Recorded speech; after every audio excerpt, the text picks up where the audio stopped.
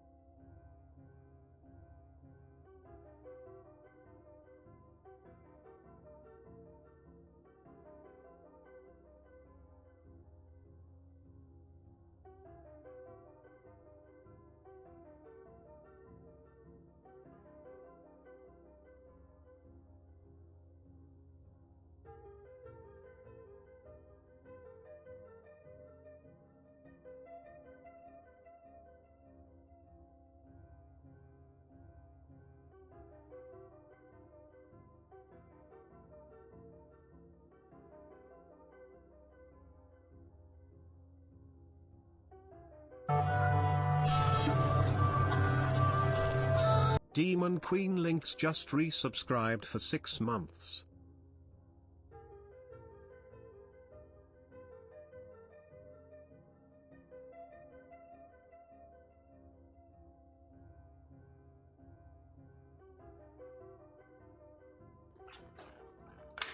Oh my god, what a way to start stream. Thank you for the resub. Yay! Hi, Lucy. Welcome on in. I appreciate it. Thank you for the 6 entire months. I appreciate it a lot. Hello! Hello! Welcome in, welcome in. I hope you're doing good. I hope you're enjoying your Friday the 13th. I should have remembered that when I was doing my going live tweet. Like, it's Friday the 13th, but I've been retweeting a bunch of the photos that we did last fall, yeah. Meow, bitch!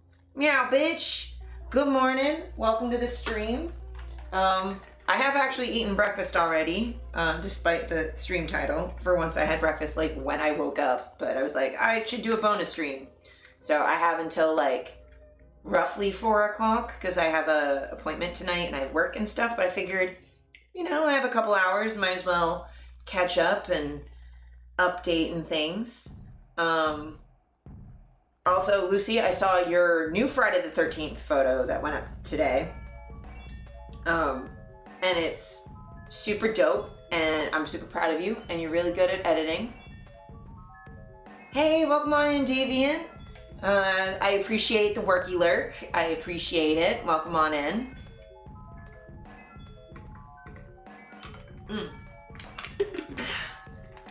I appreciate it. I appreciate it. Ooh, also, oh, hell yeah, Crypto got you a Gur sweater? That's fucking sick.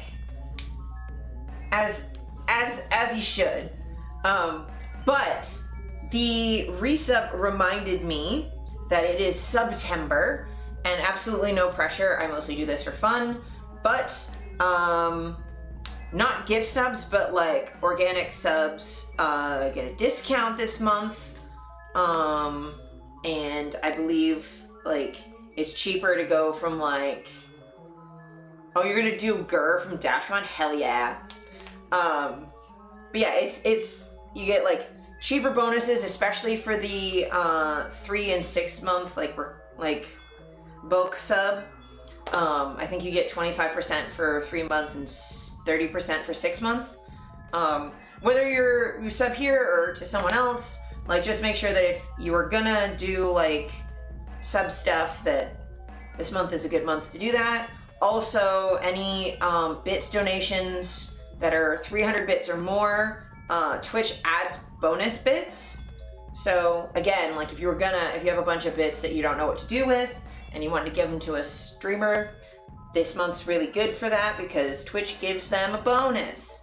So you're just having Jeff Bezos pay us extra, which is good. And also like the power up. So like I think the big message, like the big emotes and like that sort of stuff. They give you a little bit bonus.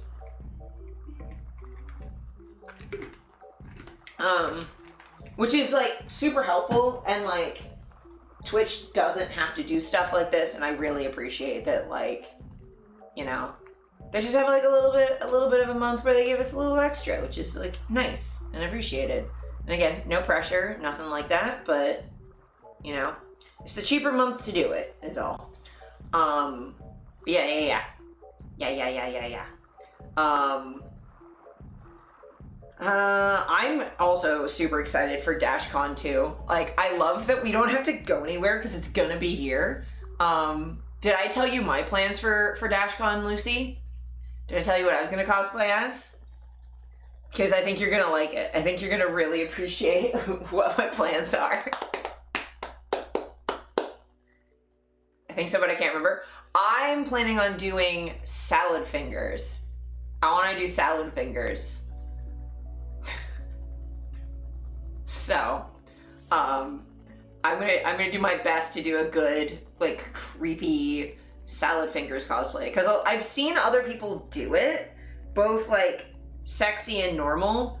And I think the thing that like is kind of weirds me out, not that they're not good cosplays, but just like that I wouldn't want to do myself, is like making like a big head, or like being bald, or like I want to just kind of do my own version of it. And I figured out a way to do the salad fingers that are a little bit less like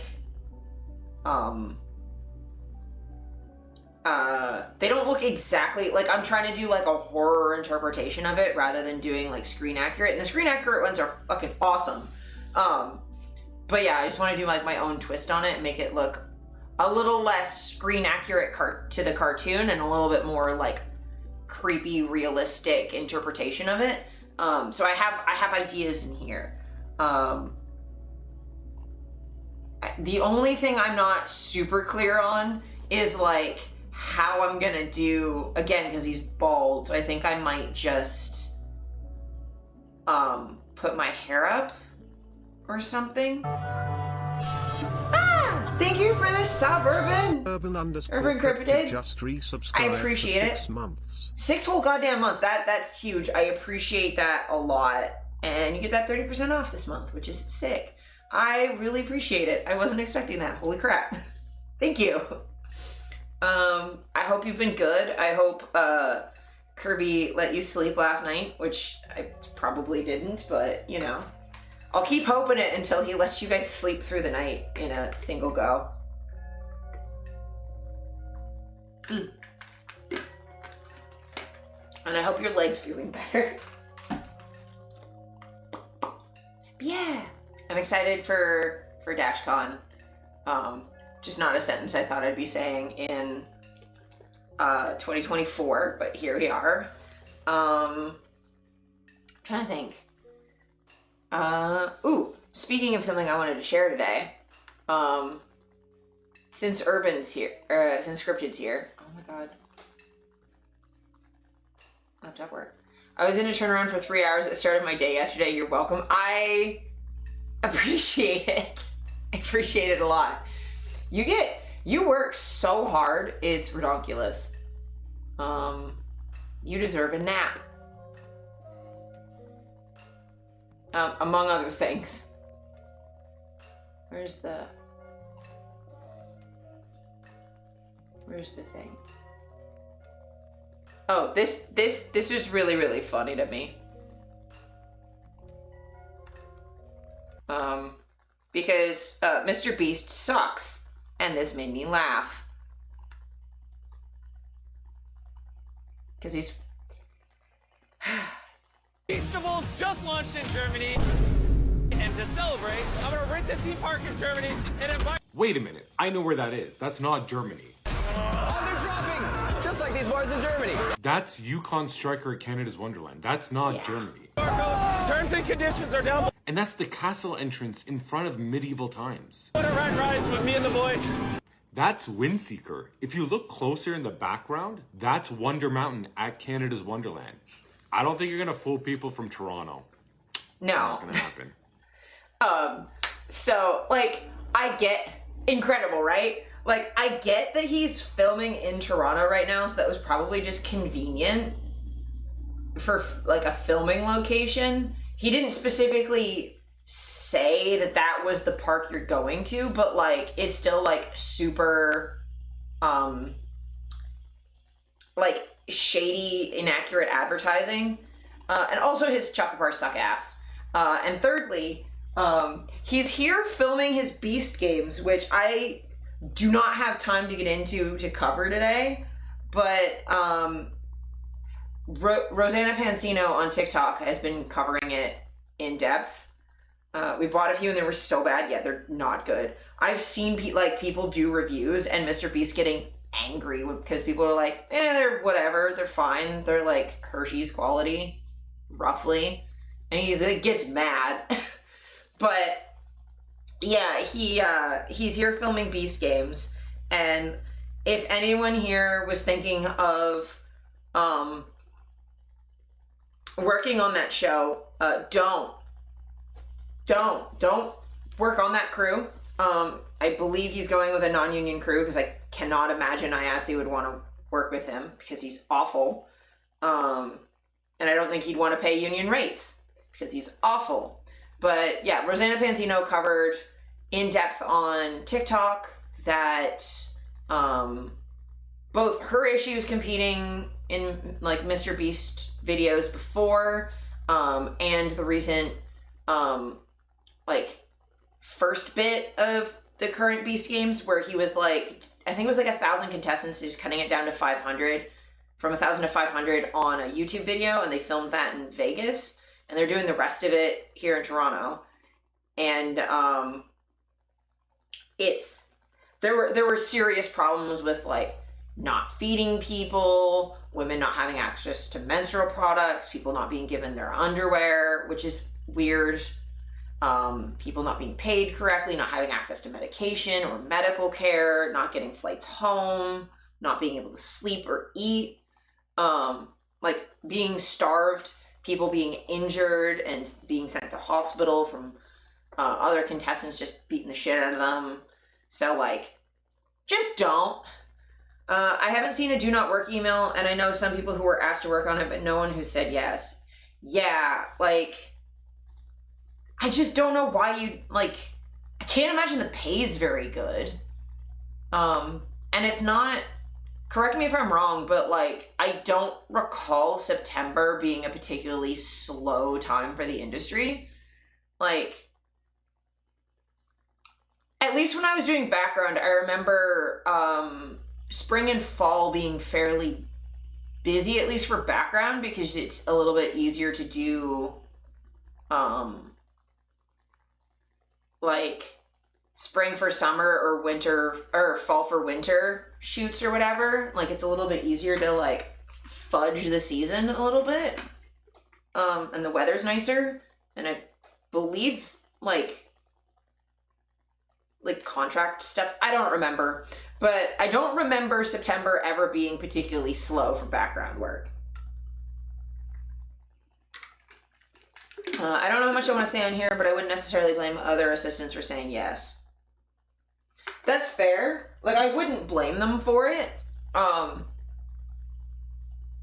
wouldn't trust them to actually play. No, I wouldn't either.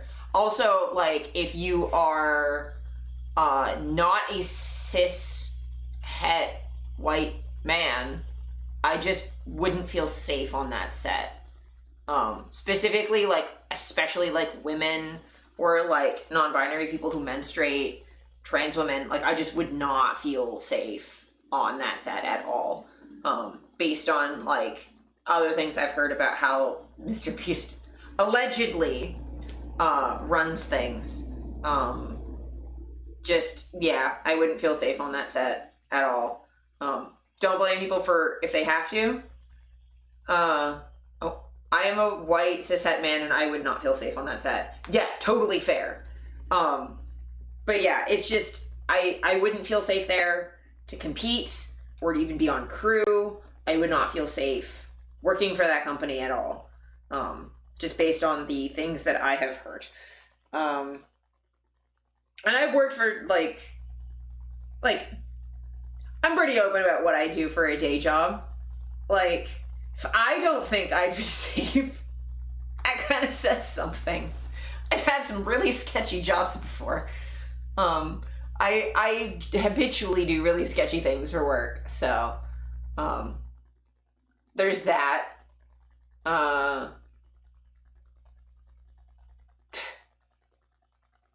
So, speaking of really sketchy things, Steph sent me this yesterday and I laughed so fucking hard.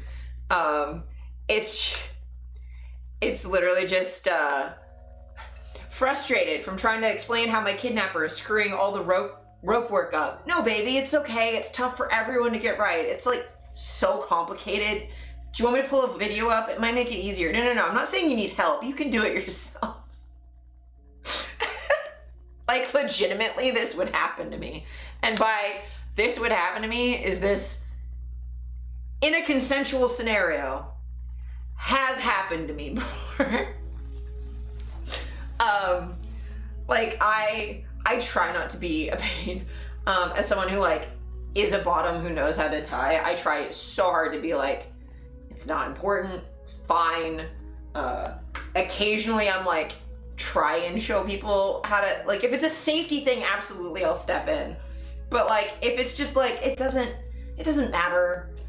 Like, for example, if I'm wearing like leather cuffs and you're tying the cuff to something, it's like, you don't, whatever, knot's fine. You're not gonna hurt me because it's the cuff that's around my wrist. So it really doesn't matter what you do.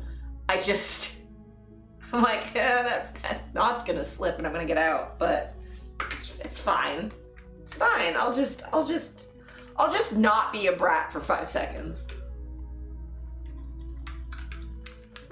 But like, legitimately, I'm not a good target for non-consensual kidnapping, considering the very identifiable tattoos and my squirminess and my bullshit ability to get out of anything. And also, I will just be annoying. I'll be annoying the whole time. You're not gonna have a good time with me. I'm just gonna be irritating.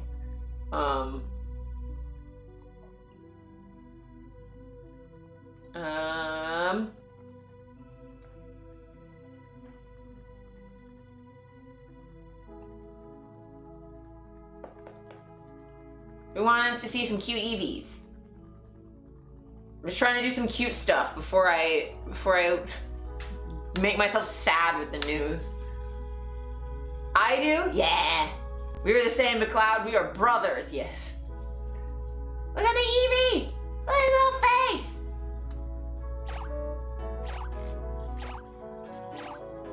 Oh my god, there's too much music happening. He got that weed face. He does have that weed face. Sorry, I gotta pause my music because it's just too many noises at once. Baby! Yeah, they're so cute. I fucking love Eevee so much. So cute. Look at him face. Look at his face! This is one of my favorites of them. He's just making biscuits on his own tail.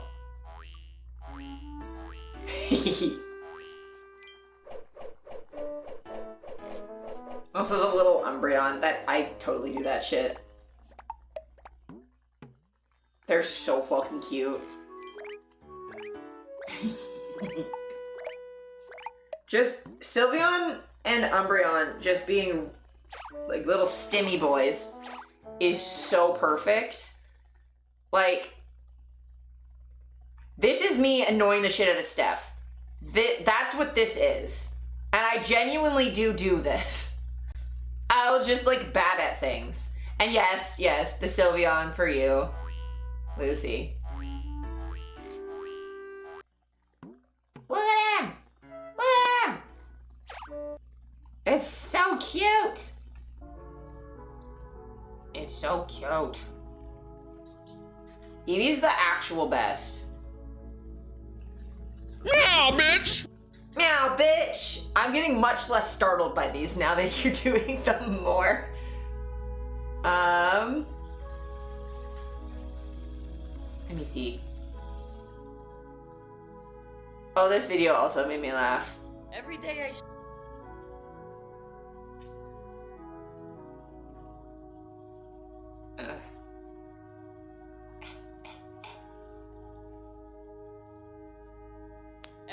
I stray further from who I was, a woman. And every day I get closer to who I am.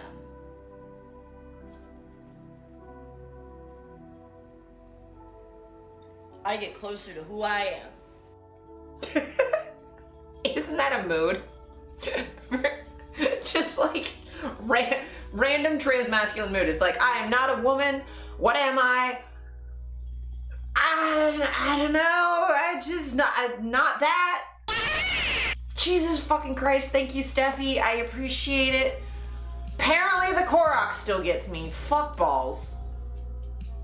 Also, Steffi, remind me at some point this weekend to actually fucking get the other headphones.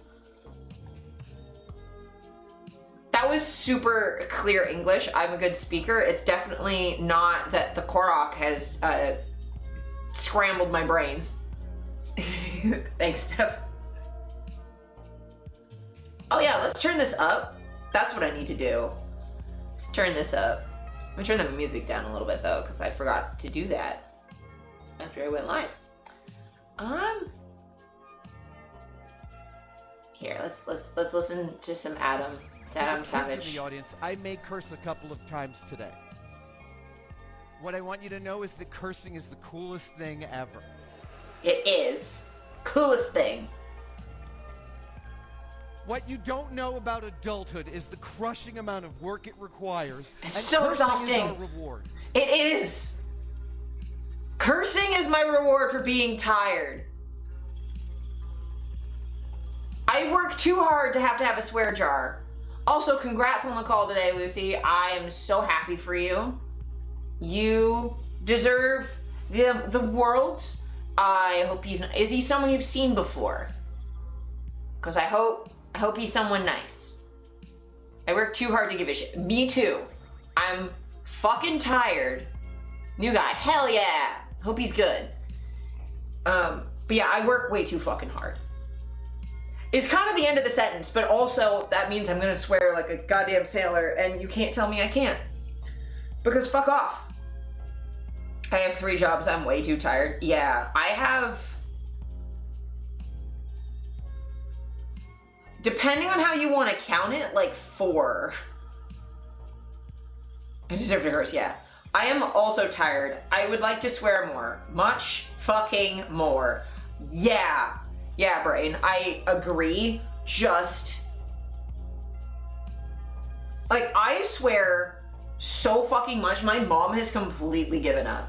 She used to try and do the swear jar thing when I was a kid, and she's like, those are adult words. I'm like, I'm fucking tired though. And I've only gotten, wow, more exhausted, but I don't have insomnia anymore. Thanks, Steph, I appreciate that.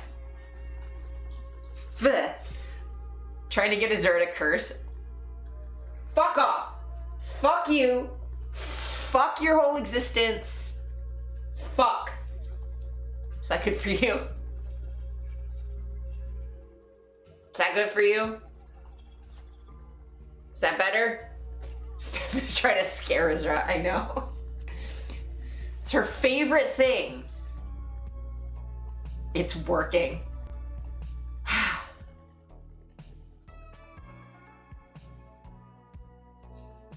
can see you through the door.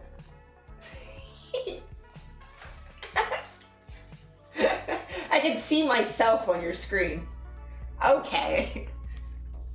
It's good to know you're lurking and you're not just listening to me through the door. That delay must be wild though. Ooh, also, breaking news, since this happened like exactly an hour ago. I'm making iced tea for myself? Fuck yeah, Lucy, you deserve it. But this happened an hour ago. So, Boeing factory workers strike for first time since 2008 after overwhelmingly rejecting contract. Fuck yeah. If 30,000 people go on strike, you're a shitty company and you should do better, maybe. But yeah, this is the same Boeing whose CEO, I think, the other day just said like, oh yeah, no, I'm aware that retaliation against whistleblowers happens. And I'm like, and? Are you gonna make that not be a thing? No? Okay.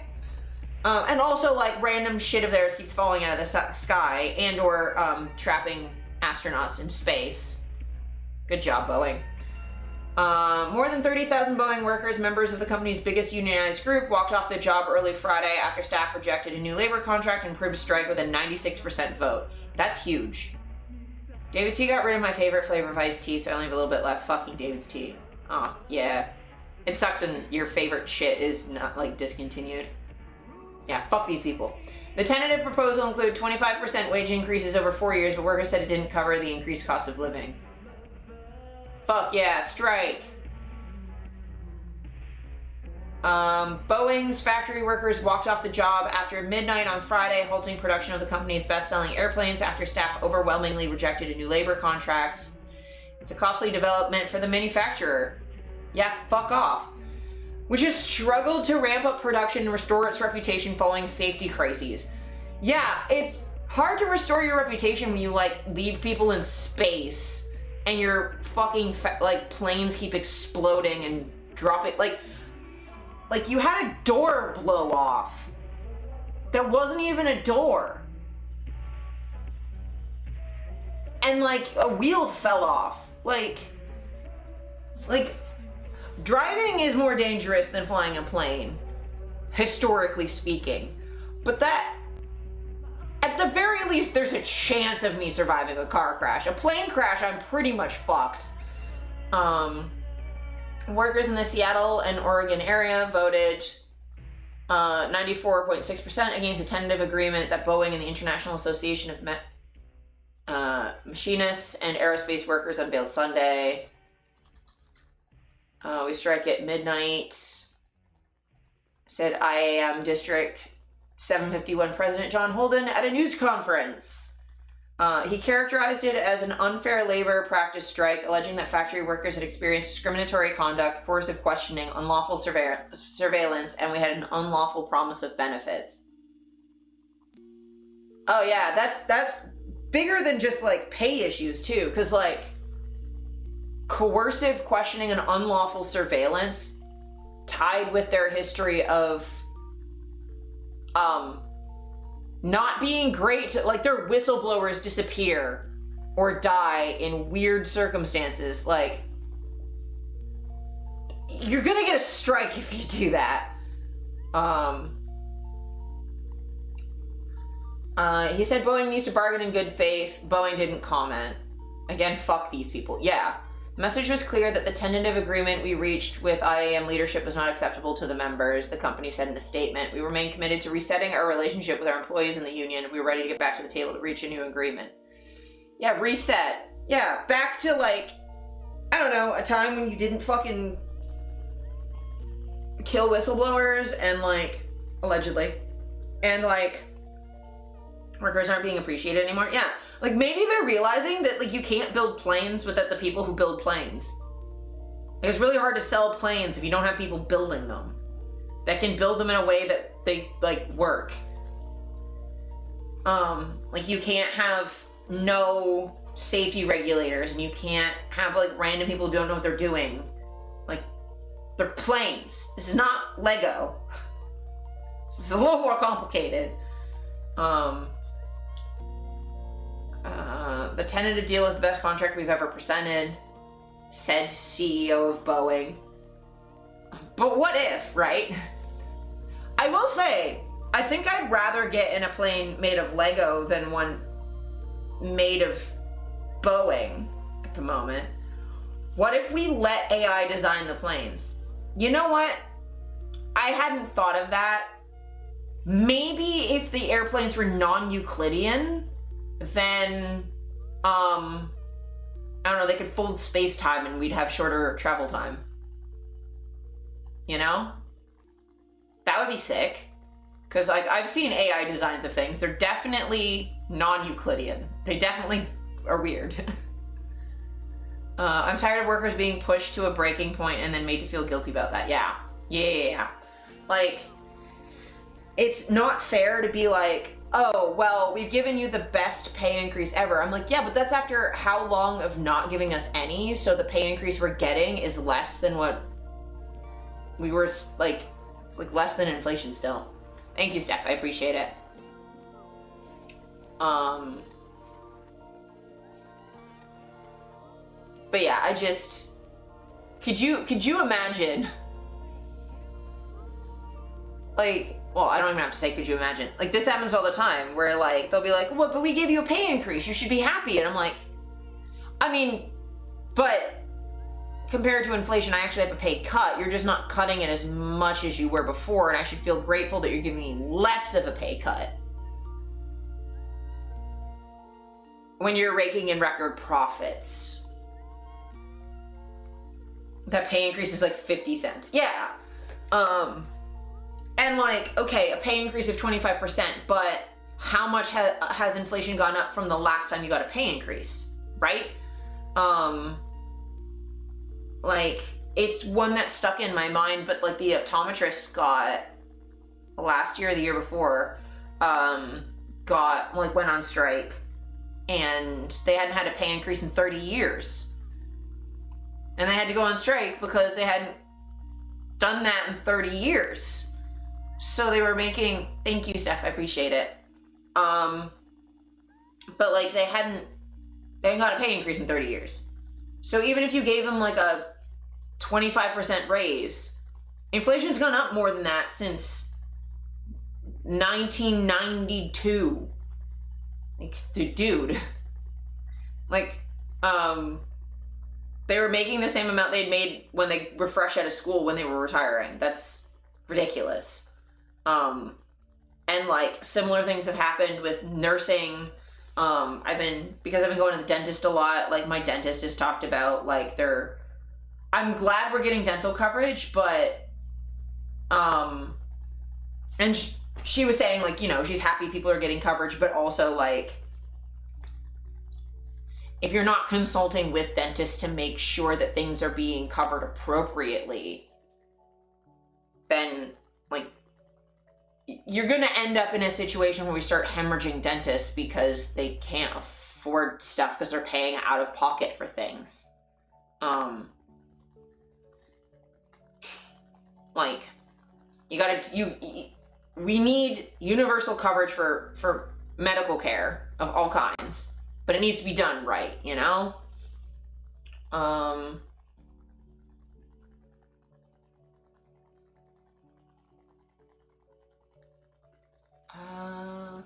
25% wage increases over 4 years, and other improvements to healthcare and retirement benefits, though the union has sought raises of about 40%.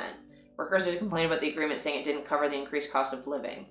The vote is a blow to the CEO, who's been in the job for 5 weeks. Jesus.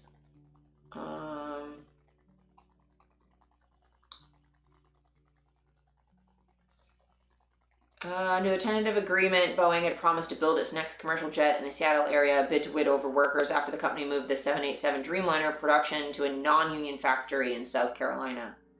Oh, so you like went around the fucking union's back to outsource to underpaid non-union labor, and you wonder why the union's mad.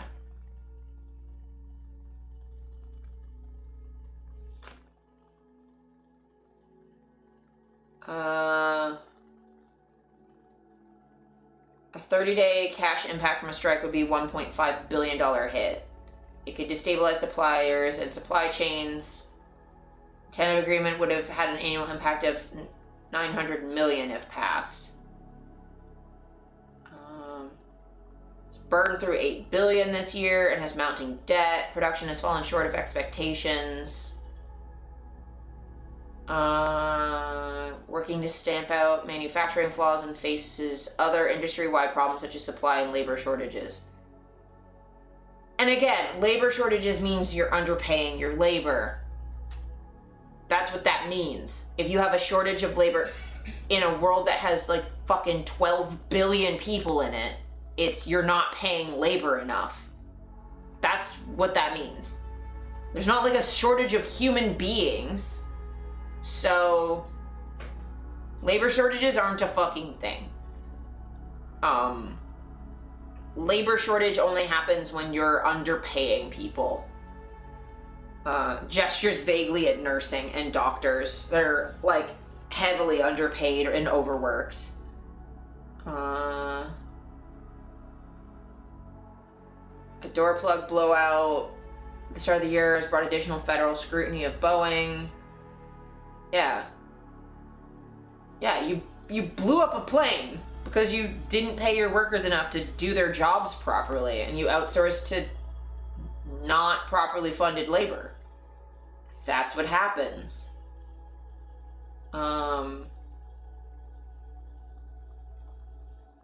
Weird. What a fucking asshole. Yeah. Like, I'm sorry. Pay your workers better.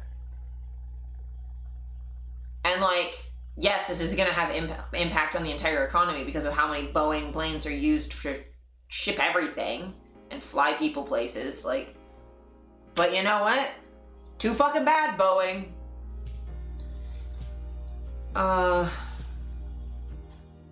The CRA is trying to change who's allowed to incorporate too, which would make some doctors actually not make enough to live. Of course they are, because like people incorporate in order to survive, and the CRA can't have that. It's even worse than that. They lost planes because they told workers, don't pay attention to this issue or you'll get fired. Yeah, it's like cost cutting. But yeah, like, I know how badly medical professionals are compensated for their work.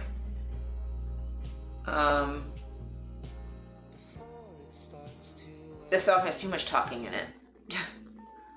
But yeah, they're compensated based on the issues that patients come with because of the coding that they then charge to OHIP, at least in Ontario. And if the OHIP coding prices haven't increased in pace with cost of living, then you're getting a pay cut year over year. You have to take more patients on, which decreases quality of care because you have to get them in faster.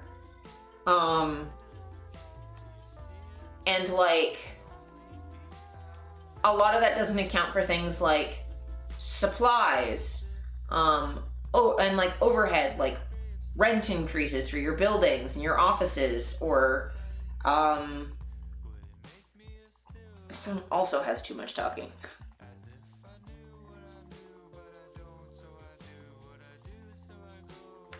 Hey, playlist. Stop having so much talking in all your songs. Okay. It's a liminal playlist. I don't want to hear talking. But yeah, it's just, doctors are not paid enough at all. Especially considering how much debt they have to take on at school. Like, it's impossible to pay off. And then it creates an incentive for people to do medicine outside of the country or go to private clinics, which just degrades healthcare further and further and further, and then people can't get access to care. And then we wonder why the fucking lines are so goddamn long at the hospital. Hey, welcome in, Lauren. How's it going? How you doing?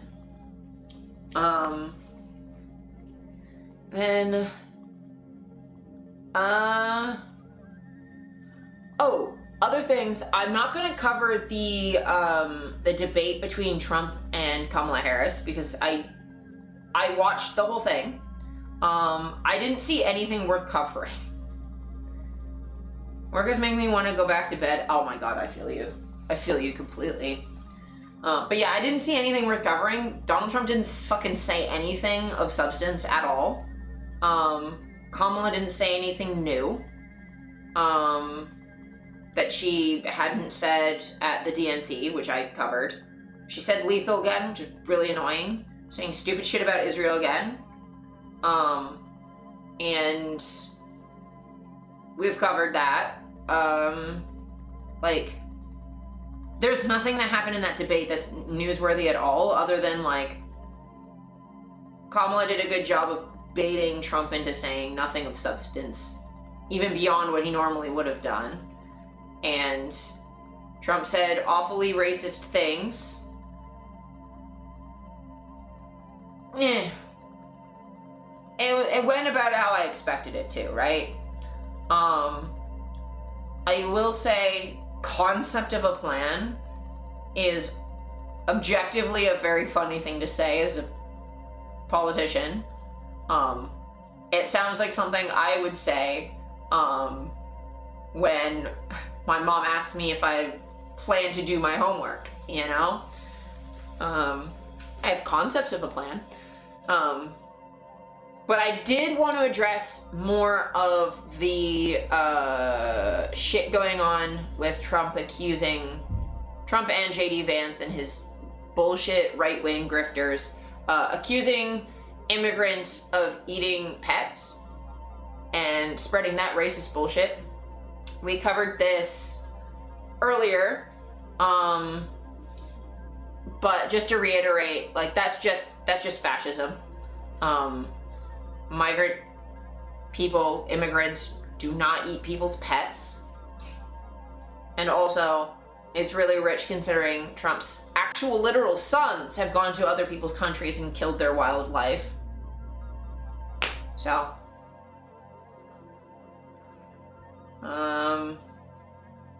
yeah, who was asking for a Watch Dogs movie? The only good thing out of that debate was now I have a new threat to tell Kirby. Gonna eat him? I'm going to eat ya. I'm going to eat ya. He is adorable, and I do kind of want to chew on him. Also, eating something named Kirby would be like just a really funny, ironic thing to do. But yeah, I'll eat you, sir. Yes. But yeah, I also saw someone mentioning that, like, fucking JD Vance just pushing this so that, like, people, when it changes the SEO of looking up cat lady, that now they get a bunch of, like, racist bullshit instead of him pissing off every woman who's ever existed. But, yeah, racism has immediate consequences, and scholastic terrorism is like a real thing. And when you say hateful, bigoted nonsense, people act on it. I'm a cat lady, but I'm not a lady. Yeah. But like, people will act on that hatred, right? Especially when you're specifically framing things in the most inflammatory ways possible. So, you know, there's this. Bomb threats at Springfield City Hall is a direct result of Trump and Vance spreading their hate. Bomb threat issued to multiple facilities throughout Springfield, authorities responding. The city of Springfield received a bomb threat that has prompted immediate response from local and regional enforcement. Like, you're having bomb threats, and like, it matters even if it was only affecting the Haitian immigrants. But, you know, that also affects just, like, everybody in the town, so I don't know what fucking productive thing you think that's doing. And then this. Haitian families in Ohio under attack as racist claims spread. Someone walking into a family's driveway.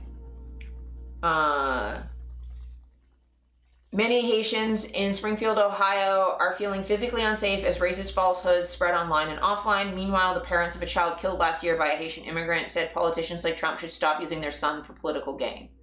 Yeah, because this is not helping anyone. Yes. As of Thursday afternoon, authorities evacuated downtown Springfield to investigate a bomb threat.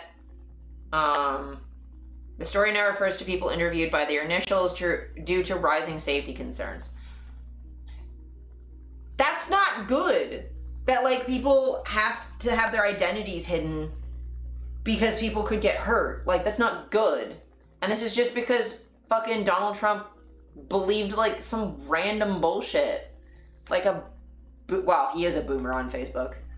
The morning after former President Donald Trump repeated racist claims about Haitians in Springfield, Ohio, some Haitian families are keeping their children home from school for their safety, according to an area activist.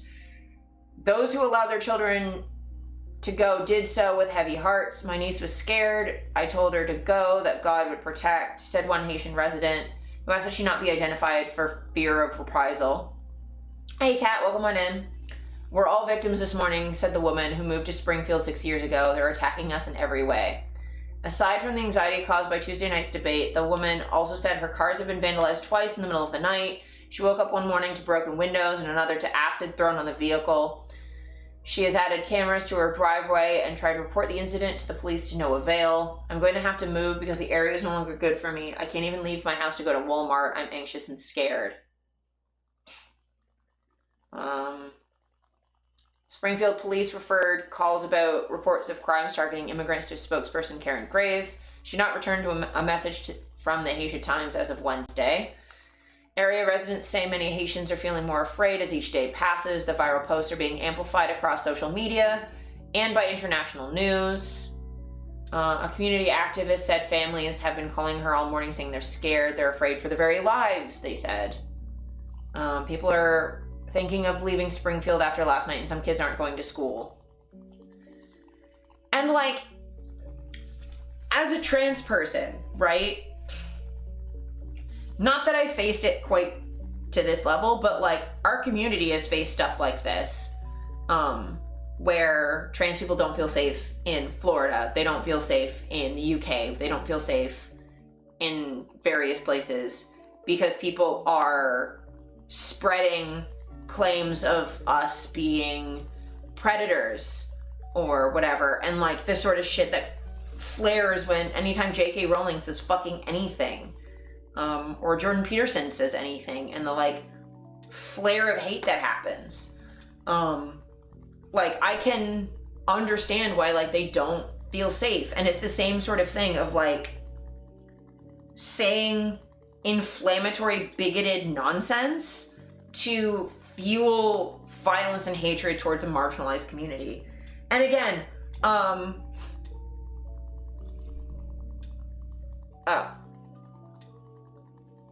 this cunts is fine. Thank you, fucking Automod. For 2 seconds, can news stop giving the platform to cunts? Yeah.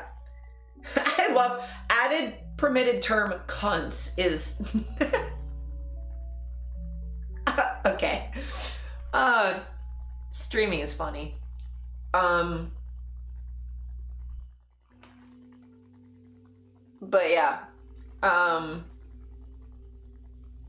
that does remind me, I have to figure out some other way to put chat on screen that isn't the one that has all my mod view stuff on it. But yeah, it's just I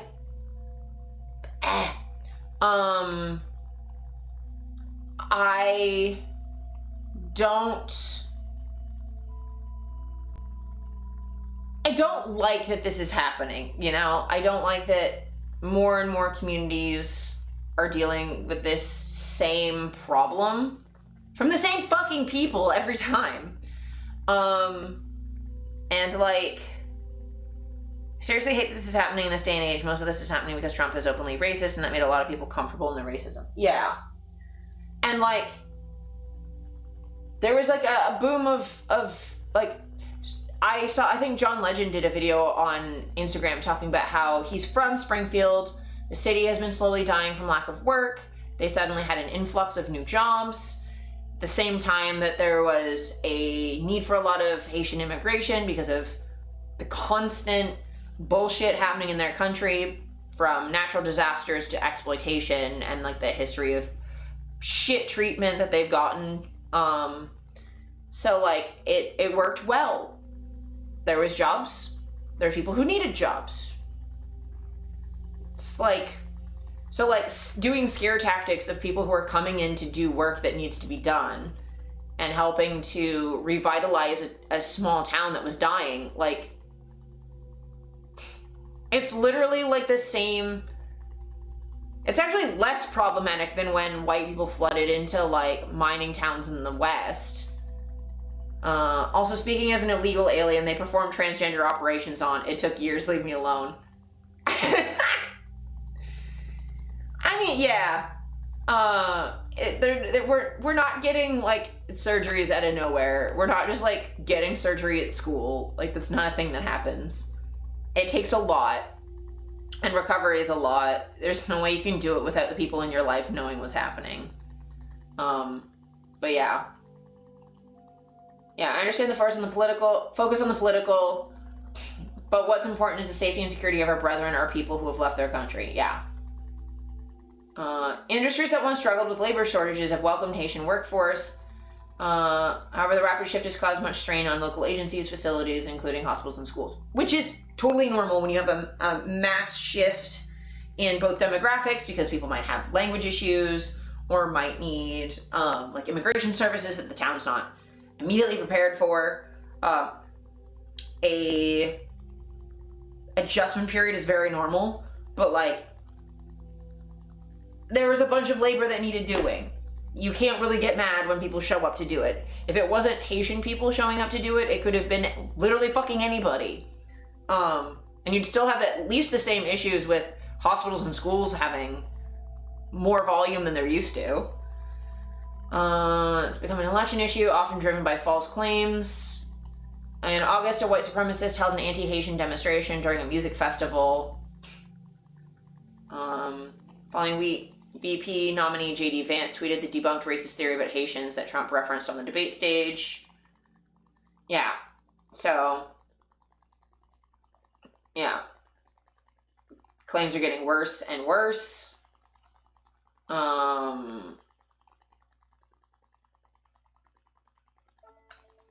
Regardless of labor, they don't have many more places to go. The country told them they could come. Yeah, like, they're legal immigrants that are coming into a place they were told they could go. So, like, you know? But yeah, people are leaving. So like they're scared and they're leaving because people are being shitty to them and racist and awful. Which fucking sucks. This is not great.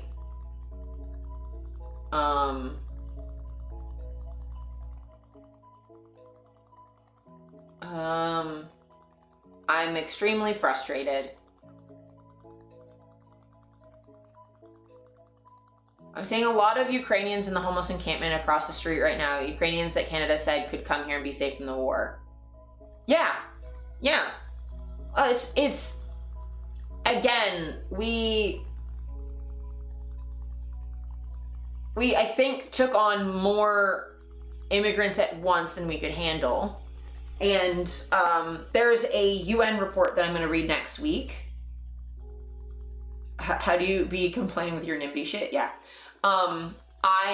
There's a UN report that came out, I think today, that I've read through and I'm going to cover later because it deserves a deep dive. But it was the UN going over, it was like a report reviewing Canada's obligations and response to preventing labor trafficking and labor exploitation. And it covers like, yeah. It's really good. It has some really good points on it, talking about It has a whole section on sex work, which is really great. Disabled folks, indigenous folks, black people specifically, and it also talks about the way the temporary foreign worker program is set up, and how it specifically sets temporary foreign workers up to be exploited. And it goes into great detail, and I'm so happy that it like covered that shit, and it did it very well. I read the entire thing this morning, and I didn't see a single thing I fucking disagreed with at all. It was very thorough, but like, again, like having people come in and not having resources set up. Thanks for the bonk. I appreciate it, Lucy. But yeah, not having resources, setting people up to be exploited. And like, again, if you bring in all of these temporary foreign workers who are being exploited,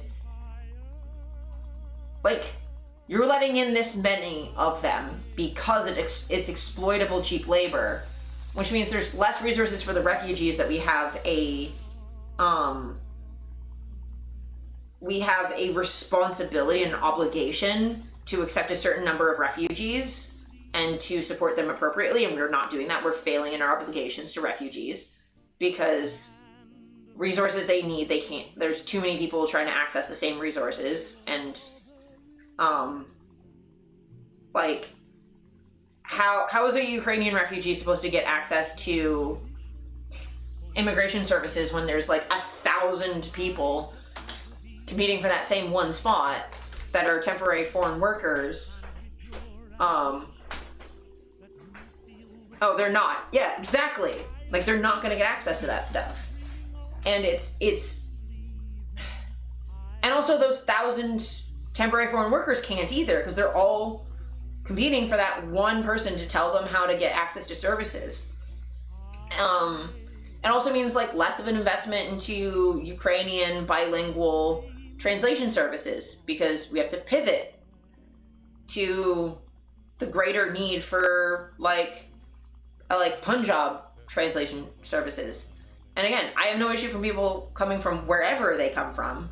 It's not having resources to support people, and then also allowing people to come in without any safeguards to protect them, and allowing people to be at risk because their immigration status is tied to their job and they can't switch employers, so they can't report poor treatment without getting deported. They don't even necessarily know that there's even an issue because they don't know their rights, because no one's obligated to tell them anything. It peeves me perpetually that Canada is known to be friendly to immigrants. Yeah. And the worst thing is like, Canada is less difficult to get into than some other countries. But yeah, it's because the bar is so low. Like, we're friendly in that we're less bad than a lot of other places. That doesn't mean we're actually good, and we're not standing up to the level that we should. It's just saying that everyone else has driven the bar so far into the ground that we don't feel like we have to try. And that's pathetic. But yes, we will go into more of that later, but like, it's just, I'm so frustrated with immigrants being treated like they're the problem and not the system that told them they could come here, let them in, and then failed them. And then these immigrants from Haiti, it doesn't even seem like this system, like, nothing's wrong with their immigration at all. The issue is entirely like fear-driven and racism. Like, there's nothing wrong. None of them have done anything. One was a reckless driver and hit somebody. Like, that's not great, but also, like, you know how many times I've been fucking hit by cars? I'm pretty sure none of them were Haitian. And I've been hit by a lot of cars. A lot of cars. North America honestly runs so much on abject fear. Yeah. Fear and specifically fear that someone will get something, which means that we get less. This idea that everything is a zero-sum game, so if someone gets something, that's directly an attack on me, because it means I'm not getting that thing because you have it, which is not actually how things work. That's not how things work at all. Like, resource scarcity is not even really how nature works. A lot of times things run like cohesively together and like increase the support for everyone. Like, that's how forests work. That every tree that's around another tree supports that tree. Those early Puritan values that we never managed to shed. Yeah, that, and also just like the way that capitalism frames reality as a competition for limited resources. That's what supply and demand is entirely based on. And like, it is really difficult to get all that shit out of your brain. It takes a lot of work.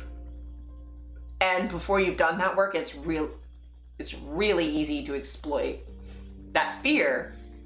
Because if people are tired and struggling to feed themselves, they're not scared for no reason. That's real fear. It's a reasonable fear to have. It's just being exploited and pointed in the wrong direction. And fear of random rapists and murderers out in the street or on transit. Someone doing drugs on the subway is not doing anything to you. Yeah.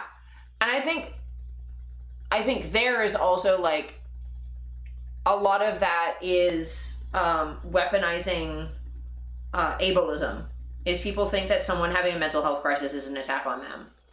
Because it is a little bit scary if someone's acting erratic, because if you're unfamiliar with it, it's hard to know if someone yelling to themselves is going to suddenly lash out at you. Now, I've lived in shit neighborhoods long enough to know that like 99% of the time a person yelling to themselves is not a threat to you. If you're scared, you don't bother caring about why they're screaming. Yeah, exactly. And like, their fear is being exploited, and they don't understand that the real enemy is a bigger thing outside of the interaction that you're having. And it's difficult to conceptualize that, because it's not a natural thing for a brain to do, is to extrapolate that far. And also like, it's not as immediate, and fighting that enemy is harder and less immediately satisfying. Like, there are deep psychological reasons why attacking the easy target for catharsis is what happens, rather than doing the hard work of holding an actual power accountable, because that's hard. That's hard work. It's hard to figure out what the problem is, and then how to address it, and then get together to do it. So much of the time you'll end up punching where you can, not where it's useful. Yeah. You just lash out at whoever's near you that causes you like a little bit of pain. It's like, imagine taking your dog whose face is full of porcupine quills to the vet to get the quills taken out. Your dog's just gonna turn around and bite the vet. As much as it's not the vet's fault, the vet's trying to help, it's like, well, you're causing me pain though. The dog can't understand the pain was caused by an outside force that like is more complicated, you know? But it's just like endlessly frustrating that these problems are endlessly weaponized to pit marginalized communities against each other, rather than us realizing that we have common cause. And that's not even just necessarily a right-wing thing of right-wing people weaponizing that stuff. It also sometimes comes from the left, of people expecting an ideological purity that people can't meet, and makes people, it just adds extra barriers to what's already a inertia-laden process. Like, if people are already struggling psychologically with trying to figure out how to conceptualize this bigger, more systemic, more nebulous, abstract problem that's not immediately gratifying, way more difficult, then if you're putting roadblocks in the way, they're just gonna not do it, right? Like, you need to give people steps to progress. It's like expecting people to just write just tell some random ass person, can you write me a PhD dissertation? And then being like, no, I can't do that. But if you're like, oh, hey, can you talk to me about this topic that you really enjoy? Oh, like, let's look more into it. And then you go through the step-by-step process of getting to that point, then you give them encouragement to go in the direction rather than just dropping a huge task on them and expecting them to do it to that degree of expertise immediately. They can't do that. You can't expect people to do that. And all of the people asking people to do that also have never done that and cannot do that and are expecting something they never expect of themselves. It's people with some amount of power, even if it's barely any real power. Yeah, it's people with at least who have social clout or are trying to appeal to power in some way.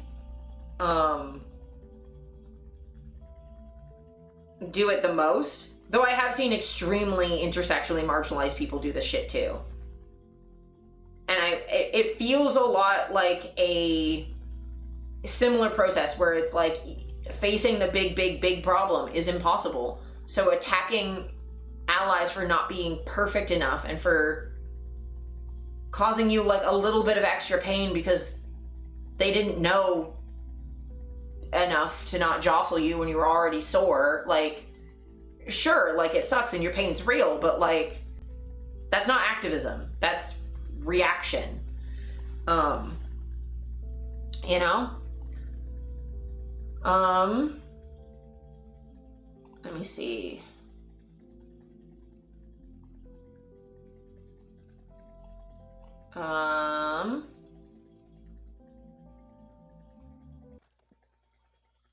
So let's cover some Palestine stuff real quick. Speaking of people refusing to recognize the real actual problem.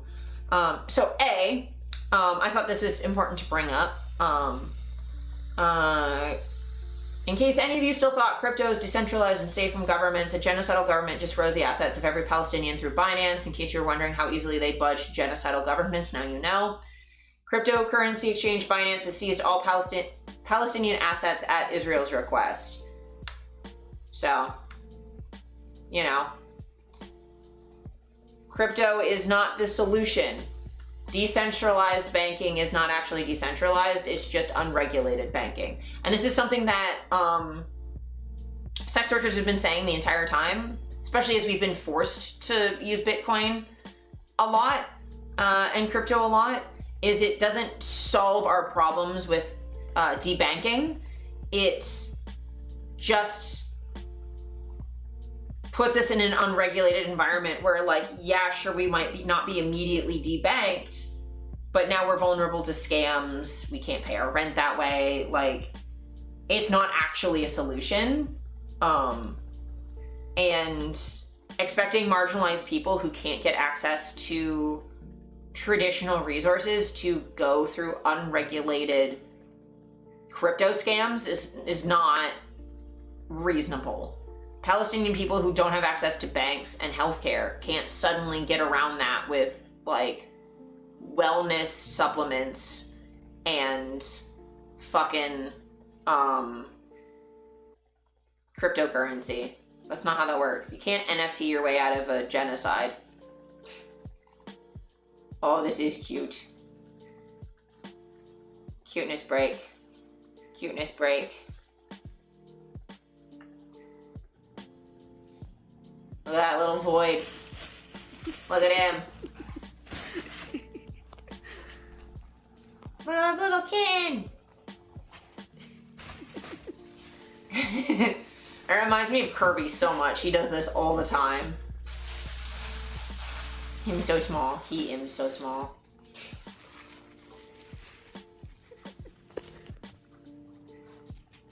But literally Kirby does this all the time.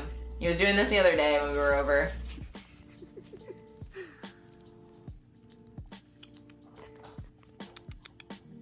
Just attacking his tube. Kittens are so cute.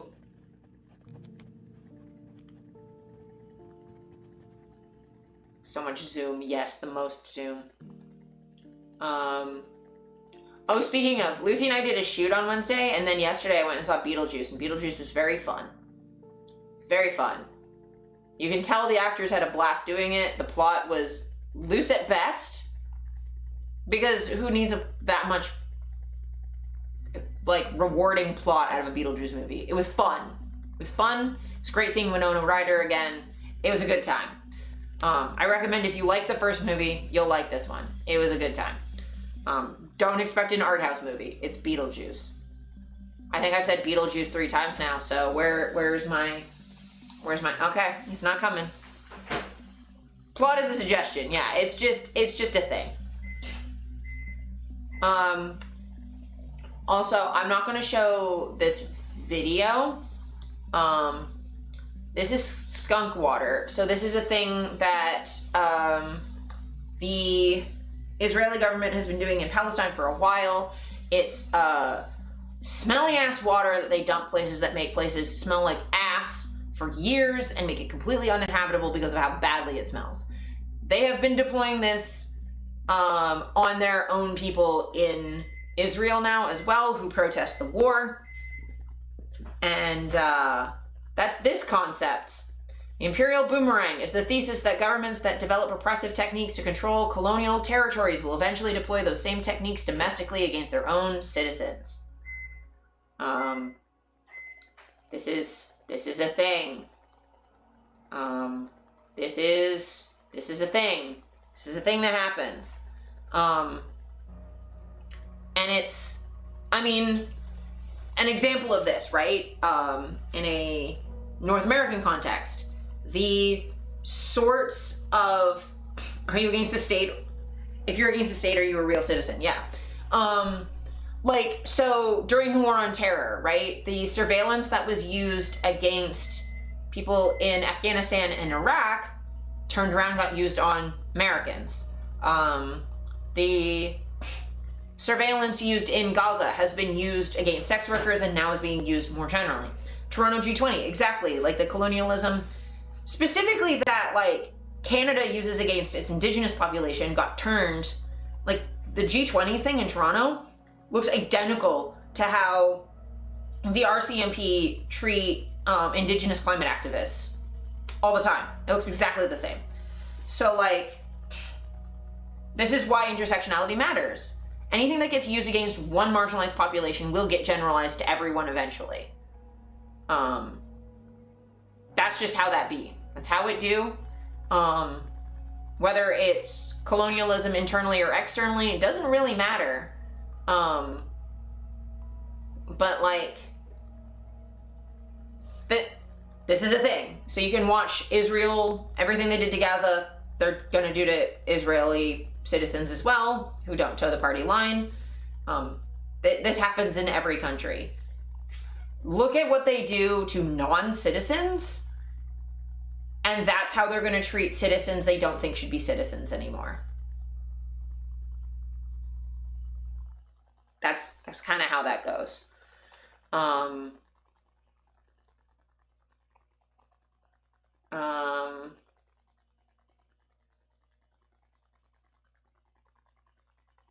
And now, I am glad that it's finally being covered that people in Israel people are really triggered when oh my God, are protesting. The goal, a citizen is silent, demure, and obedient. Yes. They want us to not be mindful, just demure. But this is from ABC News. They're actually covering internal Israeli protest. And I really specifically wanted to highlight this aspect as well, because there's a lot of like, oh, well, if you're anti-Zionist, then you're anti-Semitic. And it's like, no, there's Jewish people in Israel who criticize the Zionist movement, who criticize what Israel is doing. Because people criticize their state. That's normal. That's needed. That's important.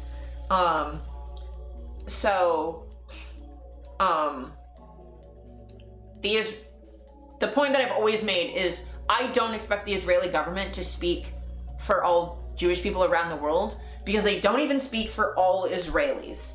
They don't. People protest governments. That's a thing. People are really triggered when they see that. That guy was calling you guys traitors in the streets. Oh, yeah. We didn't. Yeah. That's the norm.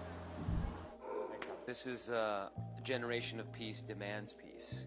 I remember this very visceral moment of kind of scrolling on Instagram or maybe Twitter and seeing a B'Tselem post about a little girl from Gaza who was born, and after a couple months there was a sickness discovered.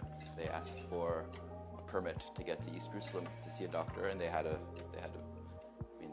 appointment with this doctor, and it got rejected and rejected and rejected, and then she passed away.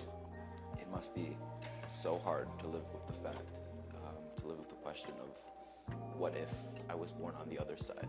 And if you had been born on the other side and your dad had gotten sick, you would likely not have been able to get him all of those treatments, to be able to go to the hospital back and forth all the time for years, right? Yeah. And so, a thing I want to point out with that is, see Israeli people seeing Palestinians and seeing their humanity, right? And being able to empathize and be like, hey, for lack of a better way to put it, there, but for the grace of God go I. Like, I could be in that situation. If I was born on the other side of the border, like, that would be me right now. Like, I can understand what they're going through by imagining how that would feel. And that's really important. And I think it's important to note that he said he was scrolling through Instagram and he saw a Palestinian speaking in their own words about what it's like over there. And I think as much as we demonize social media, right? Because fucking Lord knows that Instagram and Facebook are awful and spread mass amounts of disinformation. And so does Twitter. And Twitter's filled with Nazis and right-wing assholes, right? We all know all social media is like this. TikTok has bubble algorithms. YouTube's algorithm sometimes pushes you right. There's bad things on social media. It's not always the best for your mental health to be on all of the time. And this is all true.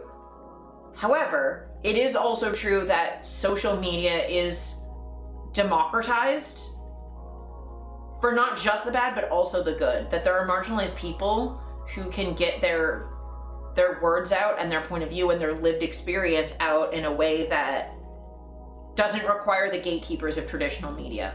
Now, that can be a bad thing when there's no gatekeeper to prevent misinformation, but it can be a good thing when no one's stopping a Palestinian from just saying what their life is like, and someone in Israel or in North America seeing that and going, that I can recognize that human being there. I can read their words and see a person wrote those, right? And recognize myself in them. And like, that's the power of social media. That's the power of reading. Whether you do it through reading text or watching video or listening to audio or however you get stories, but that's like the importance of human stories. And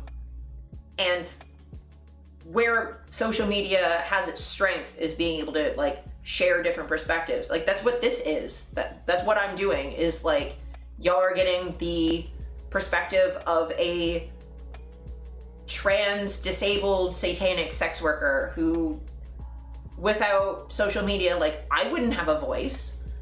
Like, all of the mainstream media newspapers fucking hate sex workers and have really awful coverage. There's only a few that have good coverage of sex workers on a consistent basis. And like, it's very few. And a lot of them are run by us. So like, we don't get humanizing coverage as often, but I know a lot of people have grown to understand sex worker rights from seeing like OF creators and in-person sex workers talking about our experiences online. And like, I mean, the reason that Gaza is getting the attention that it's getting now that it hasn't gotten in the last 70 years is because there's so many more eyes on it. People have social media and they can see in real time the human aspect. Because like, sure, traditional media has always covered the bombs and the gore and the things that get clicks and media ratings or whatever. But we're finally getting those like smaller stories that never would have gotten covered before at a level that I think never would have happened before. Like TikTok is great for that. And it's nice sometimes to see the good that social media does, is that like people see a human person and then take an action, right? But yeah, also speaking of an action, I'm gonna do the thing again. Do your daily click, post it in chat. This is a way you can use, it's 1 click a day per browser, so you can use your regular browser on your computer, you can do incognito mode and your phone. That's 3 clicks right there. And it's a easy, no cost way to support the UN RWA. And it helps support Palestine. And that's like an easy thing you can do every day. Or at least when you remember. But I think it's really important to remember that, like, as bad as social media can be, and obviously, like, don't be on social media all day, every day. Try and practice good social media hygiene. Like, I stayed out a lot of Israel-Palestine coverage for a bit because there was too much emphasis on sharing gore to upset people. And that is not good for my mental health. So I promise you, I will never share anything viscerally upsetting. I mean, I can't on Twitch anyway, I don't think, because of TOS, but like, I want to stay informed, and there are ways of curating who you're following, and unfollow people who share shit that's triggering just for the sake of being triggering, and who don't put trigger warnings and don't care about your mental health. There are people you can follow that will give you news in ways that is productive, and be real heavy with unfollowing people, and block quickly and often. Like, social media hygiene is important, but and don't have like 4,000 different social media accounts. Pick the social media that works for you. But yeah, find creators that have good nuanced views. And like, that's what I would recommend, is you can get the benefits of social media while mitigating some of the negative harms of it. But I would say, like, social media has a power that's important. Also, this is a thing that happened. I covered this again earlier this week. That there was the attack on the UN RWA doing a polio vaccination thing in Gaza, and they were attacked by the IDF, the IOF. And this is the UN,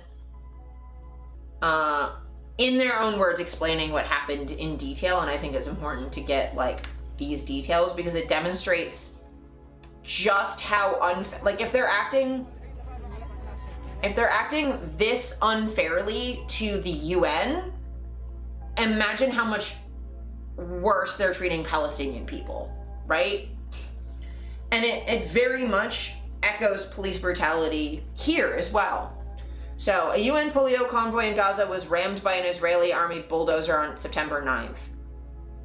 Oh, what the fuck? Yeah, this is a whole thing. The convoy was carrying 12 staff members on their way to support the polio vaccination campaign in northern Gaza. Its movements were fully coordinated with Israeli forces and all details provided ahead of time. When the team was stopped at the Al-Rashid checkpoint, they were informed that Israeli forces wanted to hold 2 UN staff members in the convoy for questioning. The situation escalated very quickly, with soldiers pointing their weapons directly towards our personnel in the convoy. The UN vehicles were encircled by Israeli forces and shots were fired. The convoy was then approached by IDF tanks and a bulldozer, which proceeded to ram the UN vehicles from the front and from the back, compacting the convoy with the UN staff inside. One bulldozer dropped debris on the first vehicle while Israeli soldiers threatened staff, making it impossible for them to safely exit the vehicles. The convoy remained at gunpoint as senior UN officials engaged with Israeli authorities in an effort to de-escalate the situation. The 2 staff members were interrogated by Israeli forces and then released back to us. After 7.5 hours at the checkpoint, the convoy returned to base after being unable to complete its humanitarian mission. So, important things to note about that. A, escalated rapidly, right? Which means this is not a situation where the UN humanitarian workers were able to communicate calmly and effectively. The IOF rapidly escalated rather than attempting any de-escalation. This is very, very familiar to anyone who is aware of like how traffic stops work in the US for people of color. You know, put your hands up and then a bunch of like conflicting instructions where you get fucking screamed at and suddenly it's a whole fucking thing. You don't have an opportunity to comply because they're just screaming at you, right? That is the impression that is given. Guns pointed at humanitarian workers who, again, Israel knew they were there. This was done in full cooperation with the Israeli state. Important to note, so shots fired, vehicles rammed, and stuff dropped on vehicles while there are people still inside the vehicles. This is not just, they're out of it and they're just trying to push the cars off the road with a bulldozer. People still inside the vehicles at gunpoint and then rammed with a bulldozer for over 7 hours while trying to deliver polio vaccines to children. So, how on earth could we possibly frame this as a war of equal aggressors? That scans Jesus fucking Christ. Yeah. To me, the minute your state interferes with UN humanitarian work, vaccine delivery, World Central Kitchen delivering food, you're interfering with, but like UN work, you're gonna fuck with UN workers. You have lost any veneer of respectability, right? I cannot even fathom not allowing the UN workers to do their job, right? Like, they're humanitarian workers. The UN does peacekeeping missions. They are, as far as anything goes on Earth, unbiased third parties just trying to do work. They have, if anything, they are more shifted to Israel's side than Palestine's because Palestine is not a recognized state in the UN the way that Israel is. The assumption keeps being that Israel won't face any repercussions for this. They haven't before, after all. Hate that they can have that assumption. Well, and that's the thing, though. They get to have that assumption because, is it wrong? They've never faced any repercussions. And even now, because Canada and the US are going through elections, they're not facing even marginal pushback. They're just getting random, like, oh, we should do a ceasefire. And it's like, okay, like, I do feel nice that Trudeau is saying, like, oh, Palestine should be recognized as an actual state internationally. That'd be good. That's rhetorical progression, I guess. And a ceasefire would be good, but we keep giving Israel weapons. And if you keep saying Israel can protect itself, let's assume you don't mean from Palestine, but you mean from, like, Iran and countries around them. Like, okay, but sometimes they need consequences. If they're just gonna fucking use those weapons to fire on civilians, be like, well, you can't have those then. Oh, does that put you at risk of Iranian retaliation? Well, then maybe you should stop using these weapons on things that aren't protecting yourself from Iranian retaliation then. Huh? That's not what you're using them for. So that's clearly not what you need them for. Like, mild consequences even, rather than none, would be great. Protect itself from polio healthcare, yeah. Like, what do you need to, like, pardon? There's absolutely no need for any of that.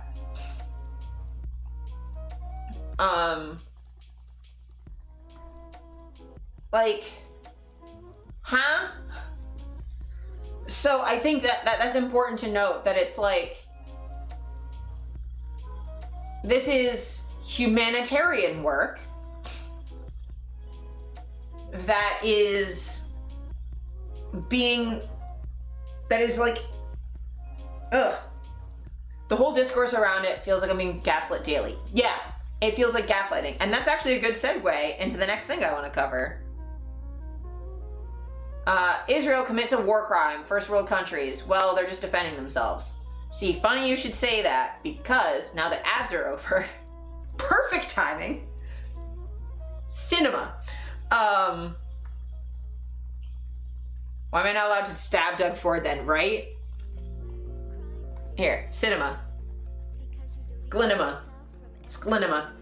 But it is gaslighting. It is literally like gaslighting. Israel has a right to defend itself in the language of domestic violence.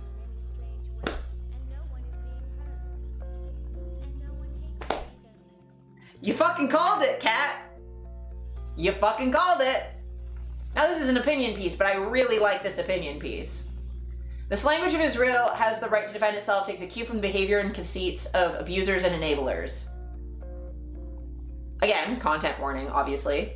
Over the last 2 months, Israel has subjected the Gaza Strip, a blockaded 140 square mile strip of land home to 2.2 million people, to endless bombardment, killing more than 17,000 Palestinians in 65 days, injuring and trapping thousands more under the rubble. It's the same shit. Yes, COVID responses also, again.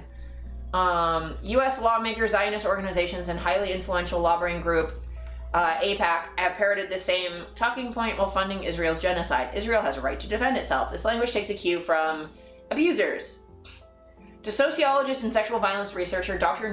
Nicole Bedera, the language and obfuscation tactics of the Israel lobby in the US are chillingly familiar. In particular, she's reminded of a pattern of behavior commonly adopted by abusers. DARVO, or deny, attack, reverse victim, and offender. The toolkit of domination isn't just applied interpersonally, it also plays a role in military conflict and colonization. The colonial logic of Democratic Senator John Fetterman of Pennsylvania, AIPAC, and most members of Congress deliberately buries how aggression from the occupying force cannot be understood as self-defense. Israel, as the overwhelming majority of US lawmakers frame it, is the victim, and the Palestinians whose land Israel is occupying are aggressors. Victims are not allowed to defend themselves from the abuser, Bedera told Prism. When they do, they're cast as the aggressor, especially by the criminal justice system, and often face charges for acts of self-defense. Aggressors will try and make themselves look like the victim to make any violence from them self-defense, and any violence from their victim into an act of aggression. There's only one group that's permitted to be violent and aggressive. This, Badera says, is mirrored to a T in Western conceptions of Israel and Palestine, especially the 2 months since the Hamas attacks on Israel on October 7th. Wow, it's been like a year now, but... And, as she notes, since October 7th, the Israeli military's targeting of journalists, killing at least 70 as of December 4th, sometimes killing their entire families, has been deliberate. These targeted attacks are about making it as difficult as possible to disseminate information and let the facts of Israel's violence reach people worldwide. Darvo is not about convincing the listener what happened, but making both sides seem untrustworthy. It's about convincing people to be neutral, that they just don't know what's going on, so they just look the other way from the abuse.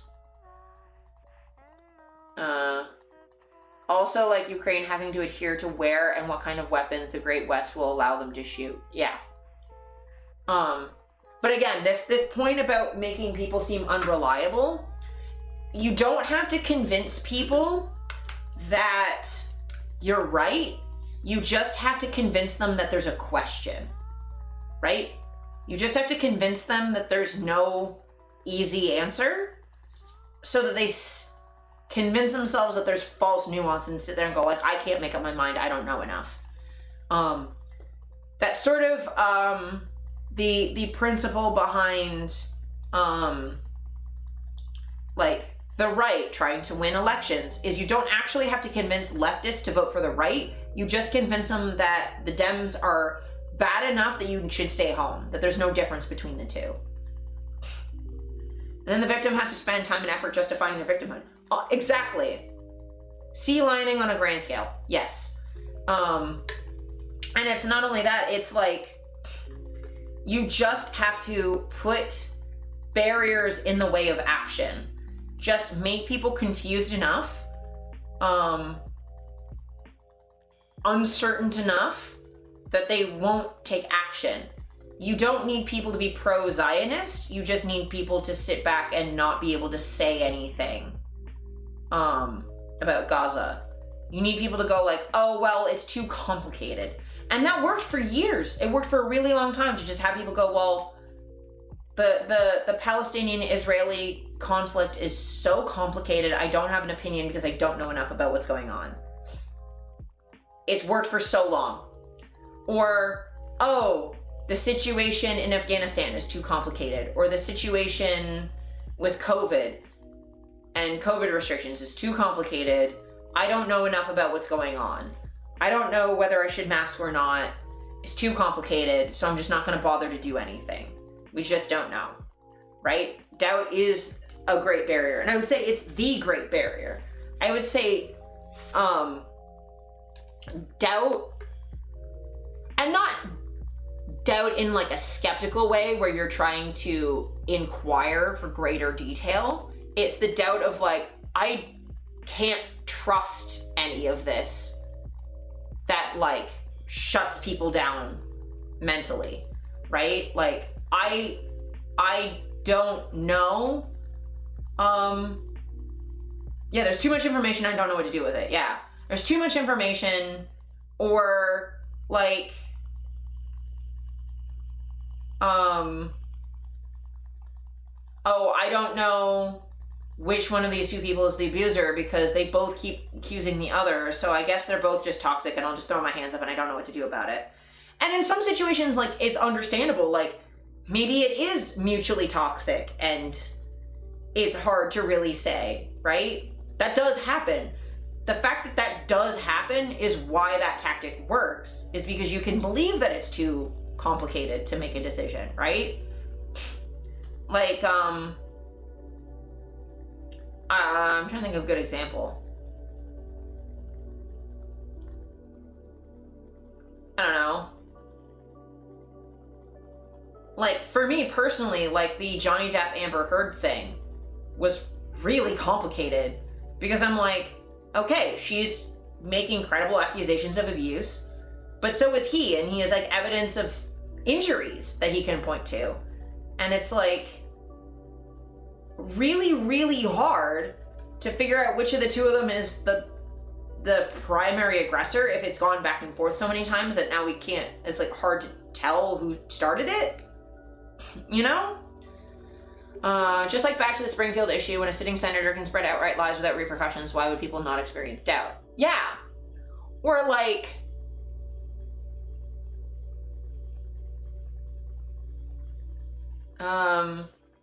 especially when they can throw in a grain of truth. Like, is Israel-Palestine complicated on a policy history side? Yes, but you don't need to understand the depth of policy to understand that Israel needs to stop. Agreed. Hi, Sappho. Hi, and also welcome in, Pint. Or like, you know, it is true, say, that Kamala Harris sucks on a lot of things. She's a cop. She seems to be very pro-lethal military, which is a gross thing to say. She's anti-sex work. She's not great. So you throw in the kernel of truth of like, oh, well, Trump and Kamala are both pro-military and they're both anti-sex work. True, but that doesn't mean there's not a difference between them. It doesn't mean that one's not worse than the other. It doesn't mean that like, oh, well, I can't decide between the two of them. Or like Trudeau and Polyev. Trudeau has tons of flaws. Don't fucking like him. You can point all the flaws out in the world to me about Trudeau. It's not gonna make me want to vote for fucking Polyev. But the point is like, okay, I won't vote for Polyev, but can they convince me to stay home? Can they convince me that it's not worth voting for Trudeau either? Can they convince me to just throw my vote away and not even bother? Because that does happen. Like, people who are frustrated with Kamala aren't necessarily going to vote for Trump. They might just not vote at all. And if you throw in like enough kernels of truth, then people just go like, I can't fucking deal with this. And that on top with people have to work too much to afford food. They're way too tired, way too stressed. They don't have the cognitive resources to then dig into all this shit.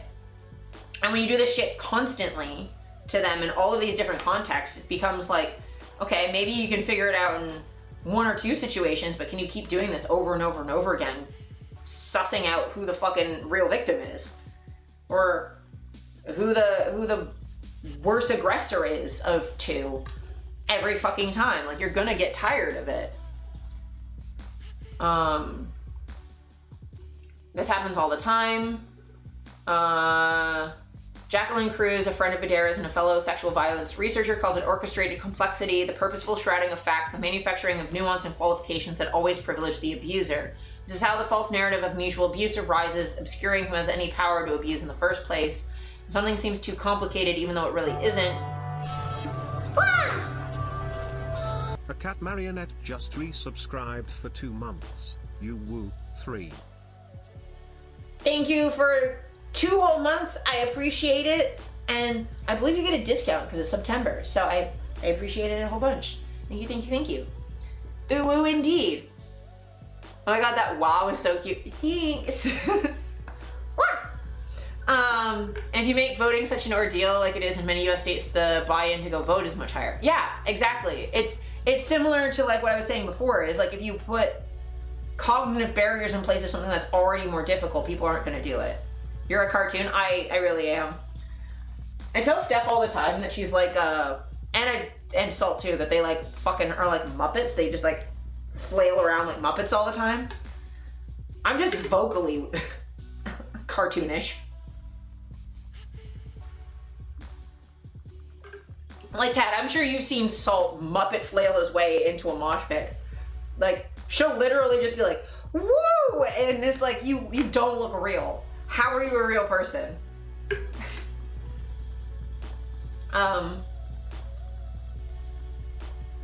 With Title IX, the thing they want to do is nothing. It's the least amount of legal risk. It allows them to protect the perpetrators. Similarly, Badera says she's observed how the dissemination of videos of on-the-ground horrors in Gaza are often met with ostensibly objective, neutral parties trying to offer context. It's more complicated than you think. Sometimes that might be true, but the result is it makes people feel like they don't have enough context to take a stand. It doesn't necessarily make them switch sides, but they're afraid to come to the wrong side, so they just don't take one. The assumption is that inaction is neutral, but it will always benefit the abuser who holds more powerful and benefits from a situation staying the same. If Stefan Salter the Muppets, you are the puppeteer. Oh my god. I'm not in control of shit. I'm just like, well, maybe.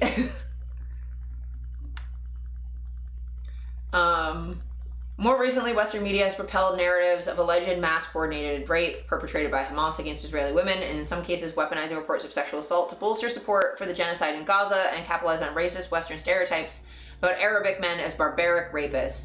For merely pointing out the violence and war crimes, including widespread sexual abuse that Israel has perpetrated against Palestinians earlier this week, Representative Pramila Jayapal faced horrific smears accusing her of condoning sexual assault. The extensive media coverage of unsubstantiated allegations of mass rape campaign perpetrated by Palestinians does not stem from concern for all victims. If it did, it would acknowledge how the Zionist project itself is a fundamental act of gender-based violence. It creates the sharply unequal power dynamics that lead to sexual violence against Palestinians with impunity. Colonization and occupation create innate, inescapable vulnerability to sexual violence for Palestinian children, women, and men who are routinely terrorized, detained, and abused by Israeli forces with impunity. And I would say this also is true of like Indigenous people in Canada. Again, I will get in more into this report next stream, but I did read a report that was talking about the vulnerability that Indigenous women and girls, especially here in Canada, have to sexual violence because of their colonization and marginalization. The fun part about many of these stories are taken from the Nakba and what Israel did then. Yes. Because again, this is not like, this just didn't start last October. Child sexual abuse within Israeli prisons is rampant and systematic. Yeah, this isn't new. In 2014, the Palestinian Prisoners Club reported that Israeli occupation forces arrested at least 600 Palestinian children in Jerusalem and subjected nearly half to sexual violence. The nonpartisan humanitarian groups Save the Children, Human Rights Watch, and Defense for Children International have offered corroborating reports of the prevalent child sexual abuse in Israeli jails throughout the years, as recently as this July, so last July. A former U.S. State Department official recently resigned and told CNN this week that when Defense for Children International Palestine informed the U.S. that Israeli forces raped a 13-year-old Palestinian boy in an Israeli jail, and the U.S. brought this to Israel's attention, Israel shut down the organization's office the following day and declared it a terrorist entity. Again, anything that criticizes Israel is terrorists. If you're a Palestinian and you criticize Israel, you're Hamas. Which allows them to go like, well, but Hamas does this, Hamas does that, so we can attack all Palestinians. Like, it's so frustrating. And I'm sorry, you shut down a organization for protecting children that's internationally respected? That's sus. Despite this rampant, well-documented sexual brutality inflicted on Palestinians, the prevailing narrative remains that all of this is too complicated to decipher between victim and perpetrator. And Kamala's speech at the DNC did a lot of this too. In the vein of orchestrating complexity, Badera notes that one of the most common tactics of abusers is to change or obfuscate when a violent situation began. She sees this particularly in American media coverage and political discourse in Israel's war in Gaza and the fixation on October 7th. When you start in the middle of a conflict rather than the beginning, you're very unlikely to be able to tell why what just happened took place or see who the primary aggressor is. Nothing starts with just a random attack. That's not how this works. October 7th is not the beginning, or rather, the Israeli occupation is akin to the beginning of an abusive relationship. And the reality is that both interpersonal and military context, victims can find themselves forced to use violence to resist violence. Yeah. Obscuring all information on anything but October 7th sets up the perfect conditions for the U.S.-Israel lobby to weaponize Darvo, leaning into the characterization of Israeli terrorism and war crimes as self-defense. The act of denial is deeply embedded in the White House response to every children's hospital bombed by Israel, every dialysis patient killed, every premature baby killed, left to starve, die, and decompose in the hospital by Israel's blockade. The denial is in President Joe Biden's conspiracy theory that the reported death counts from Gaza's health ministry can't be trusted, all while readily accepting every claim from the IOF, which has admitted to lying on numerous occasions. Attacking Palestinians has also been core to the U.S. response. In the days following October 7th, Florida Governor Ron DeSantis said the U.S. can't accept any Palestinian refugees, even children, because they're all anti-Semitic.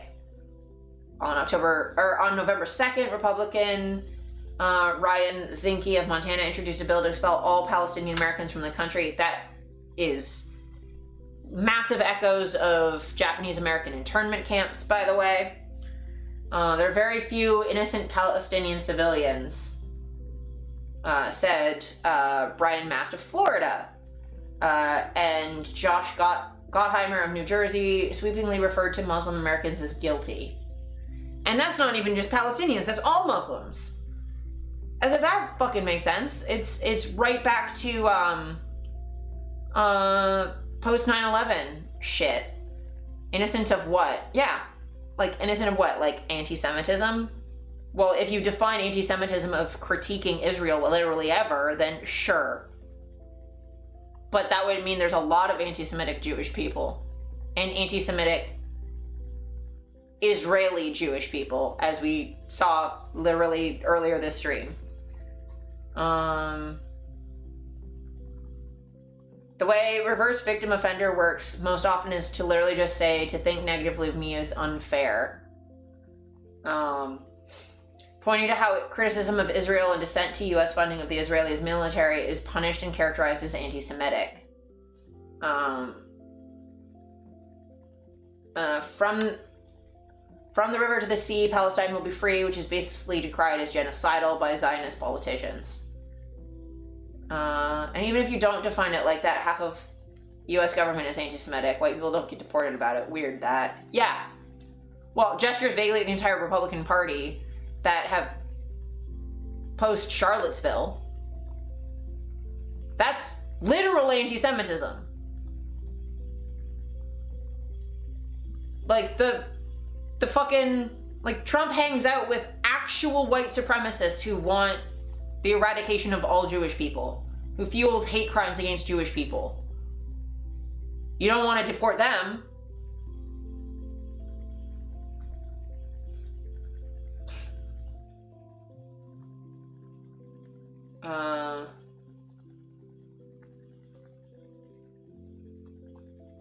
Yeah.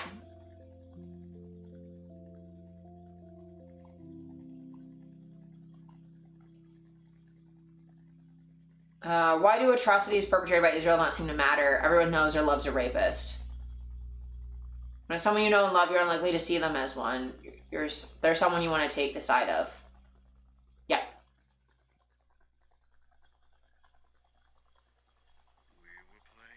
Yep. Yep, the U.S. military is big because of the same thing. We need to protect ourselves. We're victims, which is not true.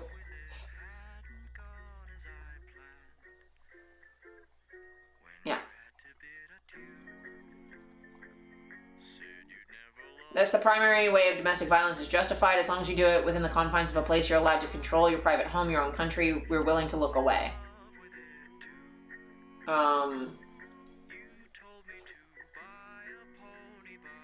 U.S. and victimhood is such a time, yeah. Anyone who expresses support for Palestine, to condemn the Palestinian resistance and its fighters, to criticize the colonized for how they respond to their oppression. And like, sure, am I pro-Hamas? No, absolutely not. But also, I'm not going to pretend like it's not a completely predictable result of how Palestine has been treated for 70 years. Like, there can be nuance. Yeah, exactly. Like, I can be like, well, the Taliban and Al-Qaeda suck ass, but also understand that Russia and the US are the reason they exist. And that it's not the, like, Afghan people who are to blame for it. It's really not that hard to understand that different groups of people are different groups of people. And they might be related. There might be a Venn diagram where they overlap a little bit, but they're not fucking a circle. Back to the fucking IRA. Exactly. It's like my favorite example for this. It's literally the IRA all over again. Like, do I support the IRA? No. Do I understand why they existed? Yes. To Nazis and Ukrainian resistance? Yes. Like, again, do I like that these things exist? No. But I don't like that they exist, so I look for the actual reason why they exist, so they can not exist. Fucking weird that I don't like them, so I think about the actual nuanced, complicated way they came about being. Fucking wild. Wild. No one with access to water in their homes, the ability to move from one place to another freely, to go to a hospital without being bombed, to not have family members killed by a heavily militarized state actor could possibly say what they would or would not do, what measures they would or would not take under those circumstances to try and be free. Yeah. Nationalism tends to thrive when your nation is constantly under attack by imperialism. It's unfortunate, but that is what it is. Yeah. I mean, the most Canada has been nationalistic is when we're facing outside critique. No people are a monolith, but people love to bring that out to defend themselves without allowing other people to have nuance. Yeah.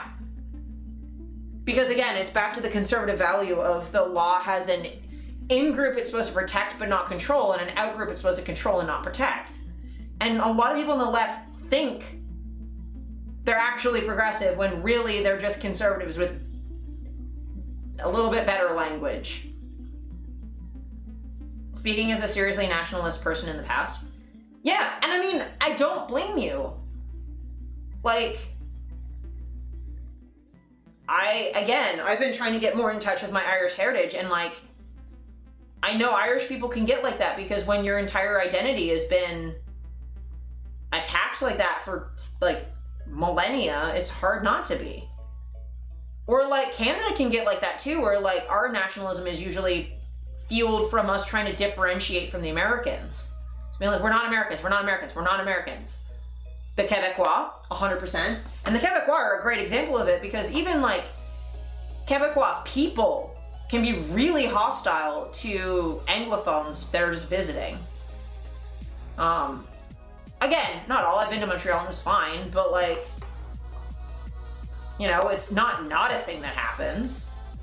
And like, yeah, their culture is at risk of being subsumed by a larger whole of the country.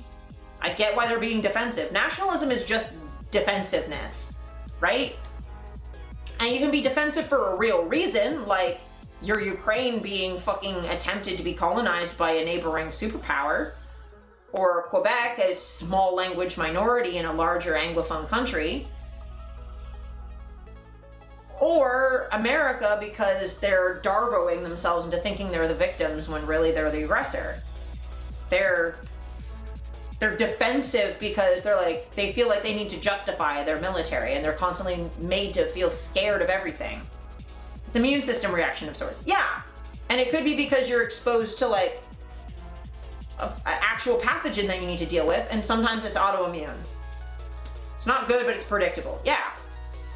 And I can't blame people for having these reactions to a situation that we've put them in.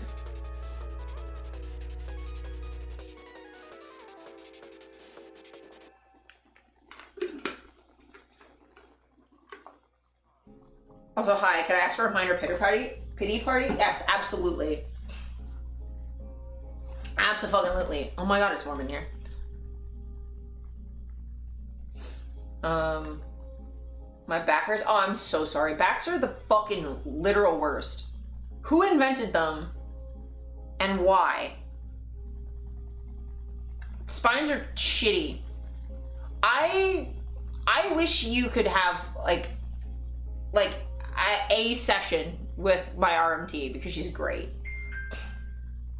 I haven't been able to sleep like a real person for months. Oh my god, I know that feeling. I haven't had it in a while, but like, yeah, I used to have to take muscle relaxants to sleep. I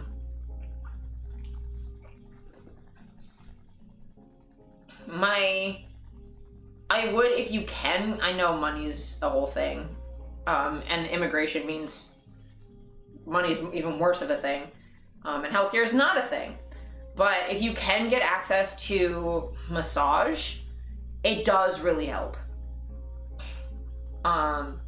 Even if you can just get like a foam roller or like a tennis ball even, just to roll some knots out, it won't fix it quite the way that like Trying to, ODSP covers it questionably. Okay. Hopefully, because RMT has helped me so much for literally the same reason. Also, the fucking huge news that like HEDS now has a genetic marker, and hypermobility syndrome is now also just HEDS, because we all fucking knew that the whole time. Fucking called it like 6 years ago. I just really want to see when my muscles are over tight. Yeah, because they all overcompensate for how loose your bones are, because you have EDS, no matter what the fucking EDS clinic says. You've been peer reviewed. What the fuck do they know? I've peer reviewed you. I'm a fucking expert. Fuck off. I have diagnosed so many people with EDS, it's ridiculous. Myself, my sister, my mom, like,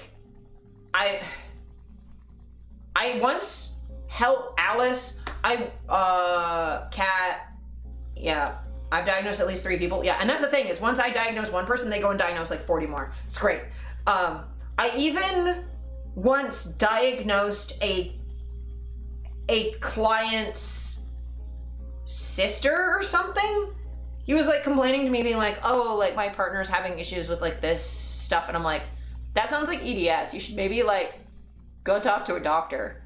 I've known for like 6 years now. Yeah, like I feel like you knew before I even said anything. I just sort of went like, no, you have it.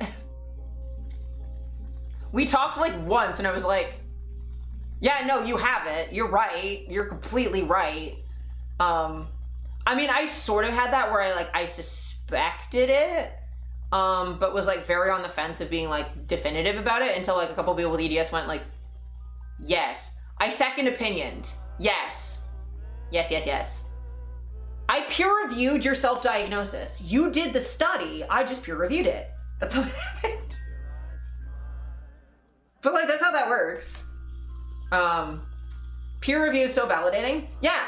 And that's why I call it that, right? Because I started doing that with like autism self-diagnosis, because people are like, oh, you can't just self-diagnose yourself. I'm like, okay, self-diagnosis is valid though, because autism diagnoses cost thousands of dollars and are really inaccessible and can cause like issues with my like moving. Hi Okari, welcome on in. You can get stuck in your head doubting. Yes, 100%. But I call it peer review because it's not just like you're deciding this on your own. Other autistic people or other people with EDS are going to you and being like, okay, we're experts because we live it. Does your experience comport with my experience? And like, we can ask questions that are like, yeah, other people like you can see it. Yeah. And like, we have the ability to ask questions that get to the, like the root of it rather than just being surface level. I'm not just gonna be like, hey, do the Baton scale. Oh, well, your knees don't bend backwards 20 degrees. They only do 15. It's not invisible. It's just invisible to able people. Yeah. It's invisibilized. It's ignored. But like, I can look at someone and be like, okay, you might not do this. That might not be a thing you can do. That might not be a thing that you can do, right? That doesn't mean you don't have EDS. I've met people with EDS who can't do that because their muscles have gotten so tight that they're too stiff and can't do that. But if you pull their arm, their elbow just comes out, or they're really unstable. You can have hypermobility without being hyper flexible, right? And doctors don't know how to ask these questions because they don't know what it feels like internally. Like, my hips don't necessarily bend really wild directions, especially not anymore now that I've done a lot of physiotherapy, but my hip still falls out every day. It just goes that way. So you can't, and it goes by like this much. So unless I dislocated it and then held it there for an x-ray, you're never gonna see it. It's never gonna come up in diagnostics. Thank you, Steph. I appreciate you. Have a good one. Say hi for me. When you're autistic, how do you know how neurotypical people think? Yeah, you only end up figuring it out because you keep expecting people to think like you and they don't, and you keep getting confronted with it without the normalization that neurotypical people have. So you keep getting confronted by like, I'm not normal, not this one person's not normal. I I watched a video essay about self-diagnosis as a valid thing and I felt so fucking seen. Yeah, 100%. And like, I get that sometimes you can go down a WebMD rabbit hole and think you're dying of cancer. I would say self-diagnosis is valid when you're doing, like inquisitive research and you're doing like differential diagnosis and trying to rule things in or out, not just going with the thing that's the most scary or least scary, right? Like self-diagnosis is at its most valid when you're doing the full diagnostic process and not just clinging on to something. And again, it's at its most valid with a peer review. When you have someone who's an expert to,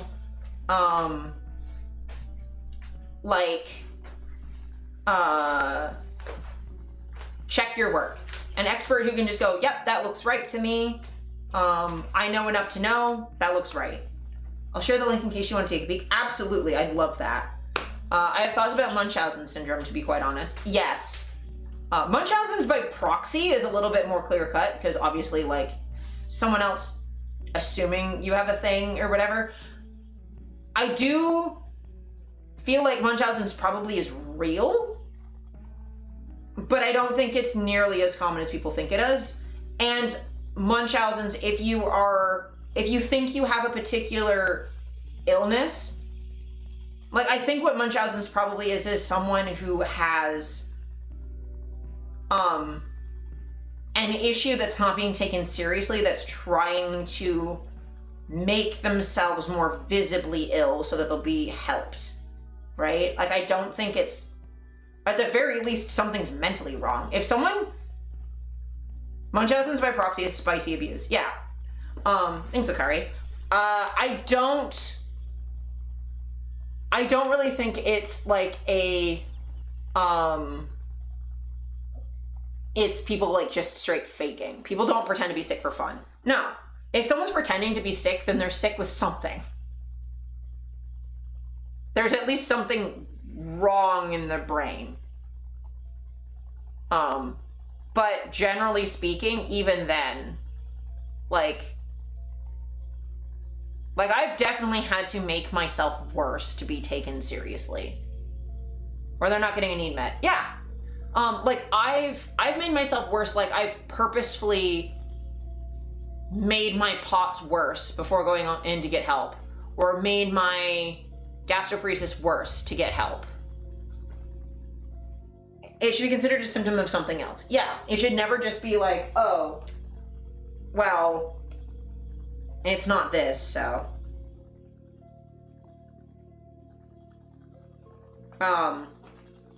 It's ridiculous. I've had to pretend I'm so much worse off than I am. Yeah. And it sucks because you have to, and sometimes I have to pretend like I'm better than I am to be taken seriously. It's about like performing pain correctly. I made myself so fucking sick when I had my Holter test. Yeah. I purposefully, when I got my last Holter test, walked back in the heat from the place to make sure I was at least triggering it a couple times. To be like, I do have POTS, please believe me. Same with the first time, like I kept bending over and standing up to like trigger my heart to freak out so they would see that it was real and I wasn't making it up. Yeah, I would say like don't make yourself too sick, but like if you know a thing that triggers your issue, do that thing so they can see what it looks like. And think of it less as you faking it and more just you giving them the data that they need, right? I spent 3 hours walking around downtown in the heat to make sure it came up. Yeah. And like, yeah, that's literally what I did. I walked home in the heat for like an hour to make sure it happened. I found that stretching my back and hips makes my blood pressure perish. Yes. I'll show it to my doc later. Yeah. I will also say a thing that really helped my doctor is I was doing heart rate monitoring of my phone where every time I felt my heart rate was weird, I'd check it. I'd check it standing and then I'd lay down and show like within a minute, you'd see it changing. So you could like demonstrably see where my heart rate would spike and crash within like 5 minutes. And being able to show her months and months and months of this allowed her to see like, oh, it does this more in the summer, or like in the depths of winter when you're in artificial heating and you're too hot. But like it doesn't happen in the fall and the spring or whatever. I need to buy a heart monitor or a Fitbit, I think. Yes, but also new phones don't do it, but my old phone, I could just check my heart rate off an app on my phone because it would do the thing through your finger. So you can try and see if there's an app that'll at least get close. Or getting a Garmin chest strap.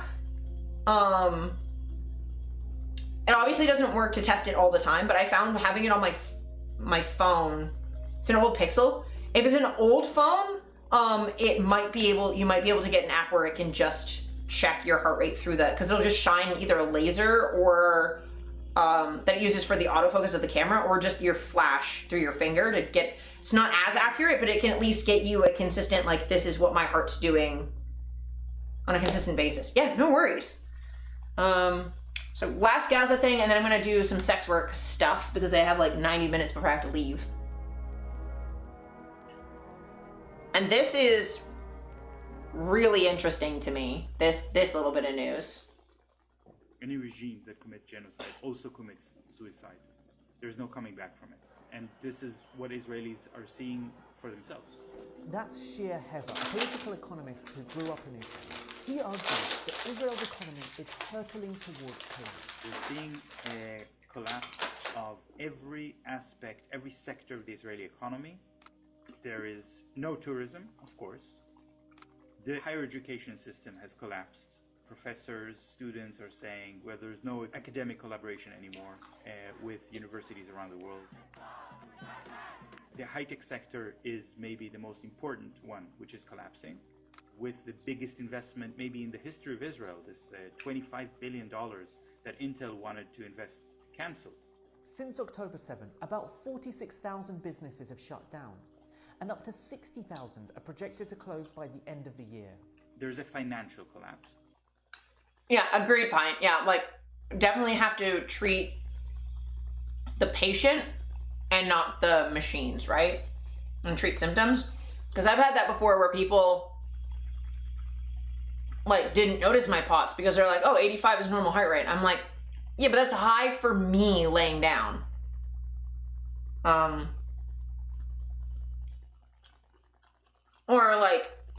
Or they thought I was sick because they're like, oh, your heart rate's being fucking weird after surgery, and they're like, are you dying? I'm like, I'm clearly fine. I'm awake and talking to you. I'm clearly okay. But yeah, it's important to find a doctor who will like understand that there's an average range. Like if average blood pressure is 120/80, that means half of all people are above that and half of the people are below that. It's not just everybody is there, right? So you have to do relative off the patient. So yeah, like you can't just go like, oh, well, Azura, your heart rate's like 100. Are you okay? It's like, well, yeah, that's actually like fine. The majority of his... Oh, and for the video, while I'm already paused, I think the important thing to note here is that their economy is collapsing because a lot of these businesses are pulling out, deals are pulling out, the BDS stuff is working, the lack of collaboration with schooling is working, and it's causing people to leave Israel, which means people are no longer occupying what used to be Palestinian houses. You don't have settlers to then colonize with, you know? Whoop, I didn't mean to hit that button. Israelis have shifted the majority of their investment out of the country. So people to protect their own pension funds, the insurance companies and so on, they're investing abroad. And it's not just investments. Something else has been moving out of Israel. People. Lots of people. I can speak about the experiences of people that I know, like family that I have in Israel, who are telling me you can't get a doctor's appointment anymore because so many doctors have left the country. According to some estimates, 500,000 Israelis fled between October and December alone. And even within the government, no one seems to really know how many have left. The airport would report the number of passengers in and out, but the population registry gives different numbers, the National Insurance Agency gives different numbers, and they tried to talk with the people at the Central Bureau of Statistics and get some order in all of this chaos, and they couldn't get order because so many people from the Central Bureau of Statistics have already left the country. So you don't have even the researchers who are able to measure how many people are leaving because they've left. Heather says that this confluence of economic pressure amounts to more than just a financial crisis. He predicts that the state simply can't survive in its current form, and he's not alone. Several prominent Israeli experts from across the political spectrum have made similar observations in recent months. Interestingly, it's coming from historians, from the right and from the left, Zionists and anti-Zionists, all of them in complete agreement that the Zionist movement has come to an end. In May, 2 Israeli government officials co-authored a paper warning of a considerable likelihood that Israel won't reach its 100th anniversary. Good. The current system of injustice I mean, what? is on its way out. And I think this is not something very extreme to say these days. Okay, so if you live outside of Israel, this might all sound a bit out of the blue. But Heather says that has to do with the way these stories are presented to international audiences compared to the conversations happening within Israel.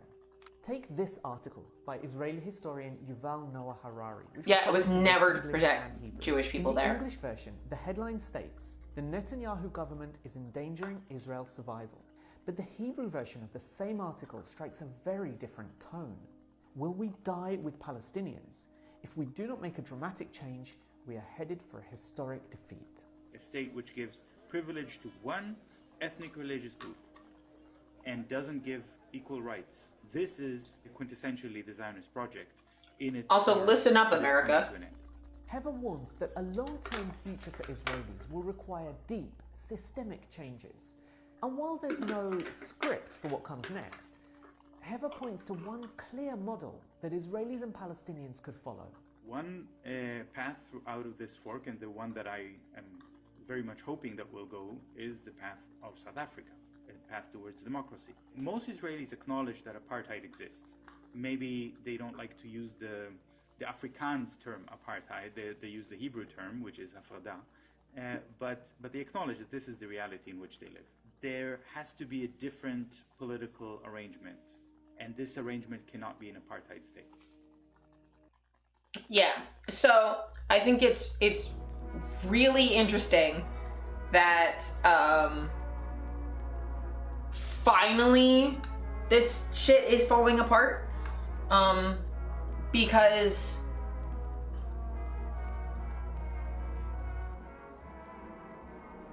like the degree in which the Israeli state is like being genocidal. I mean, people aren't really chill with that. People naturally have a level of compassion for fellow human beings going through barbarism. It gets exploited, and there are situations that make it harder or obfuscate that, but really at the end of the day, people want to care for each other because we're social creatures. Especially if the South African model is a one nation solution. Yeah. But I think it's just really important that people see that like this is having an effect, and like people in Israel are leaving because there's no economic opportunity there. They're leaving because they don't want to participate. They're protesting. And I think it's also important to make sure that the West doesn't see Israeli citizens as a monolith any more than the Palestinians are seen as a monolith. I think it's important to see that nuance. They realize that they were lied to. Yes. And I think like it's important to see that like these small efforts that we're making are helping.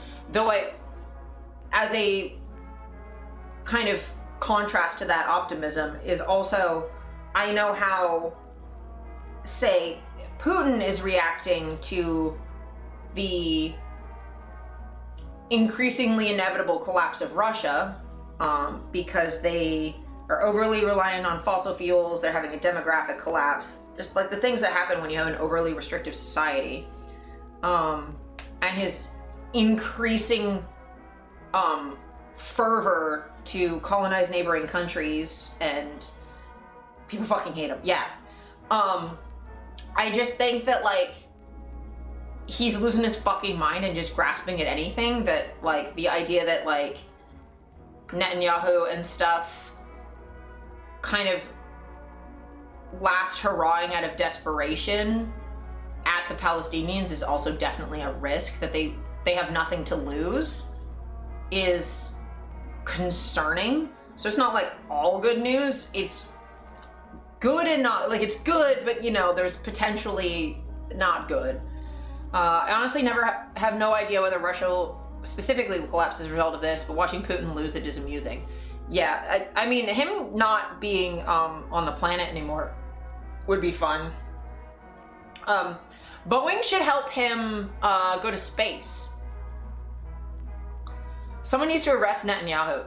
Yes. I think the Hague needs to be a thing that we use again.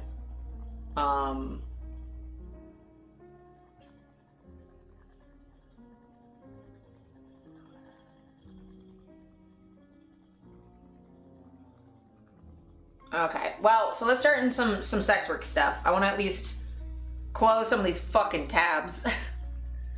So to start off, there's some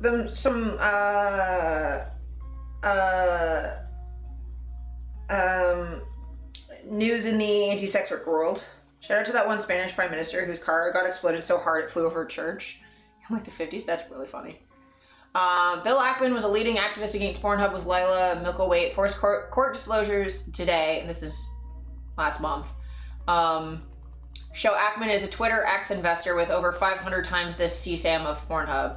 The rally against Pornhub was for profit, not anti-trafficking. So this was a disclosure on Twitter investors, and it shows of the billionaires involved.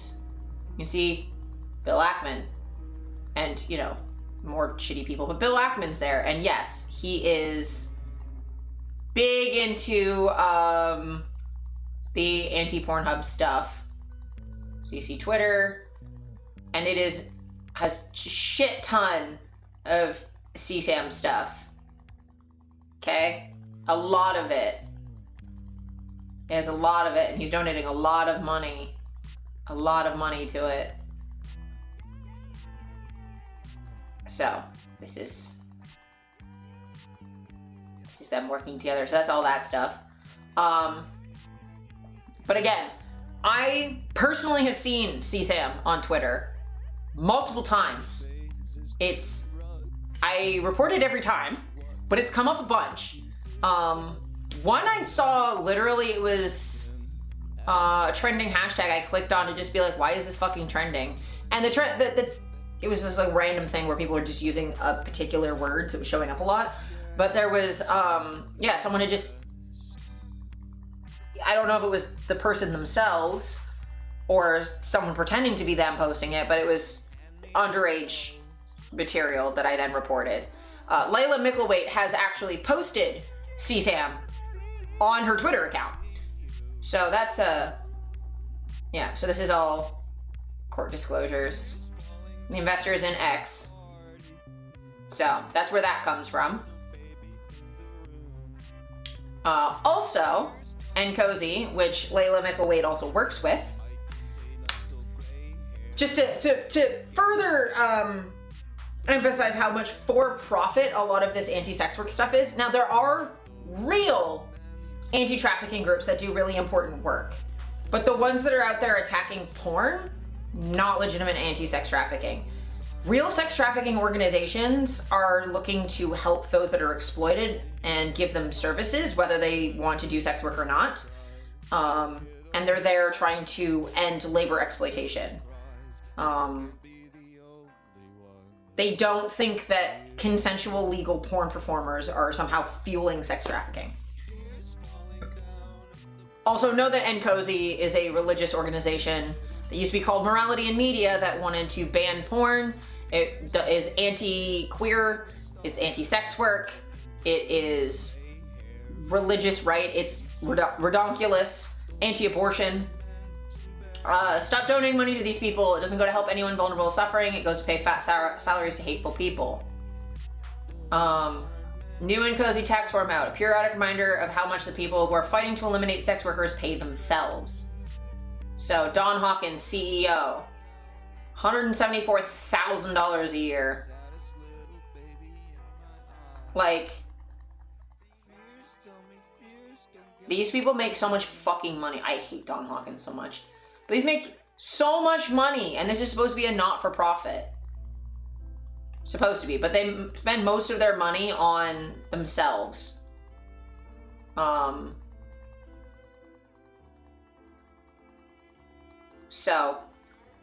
Most of their money goes to themselves and awareness campaigns. It almost never goes to actually helping victims. Where an actual anti-trafficking organization, most of the money will go to victim support, a little bit to paying for awareness campaigns and, you know, labor, obviously. But, and here's more on NCOSY. Anti-sex workers create bad working conditions for their own employees. This is someone who worked for NCOSY, who, this is like their LinkedIn, said, I worked at NCOSY full-time for more than a year, talented and personable peers that made working day-to-day a bit better, passion-driven workforce. Cons. NCOSY claims to be non-religious and non-partisan, both of which are far from the truth. They open each staff meeting with a prayer, and many references to God are made in each meeting, even by the CEO. Most, if not all, of the executive team are white, upper-middle-class religious conservatives. Disparaging comments were made against left-leaning politicians and progressive values, and worst of all being harmful trans-exclusionary and homophobic language. The CEO is unnecessarily aggressive and reactive, unable to control outbursts, and directs anger towards staff frequently. The subject matter is already hard. Anything else is an undue burden. So just know that the working there is awful.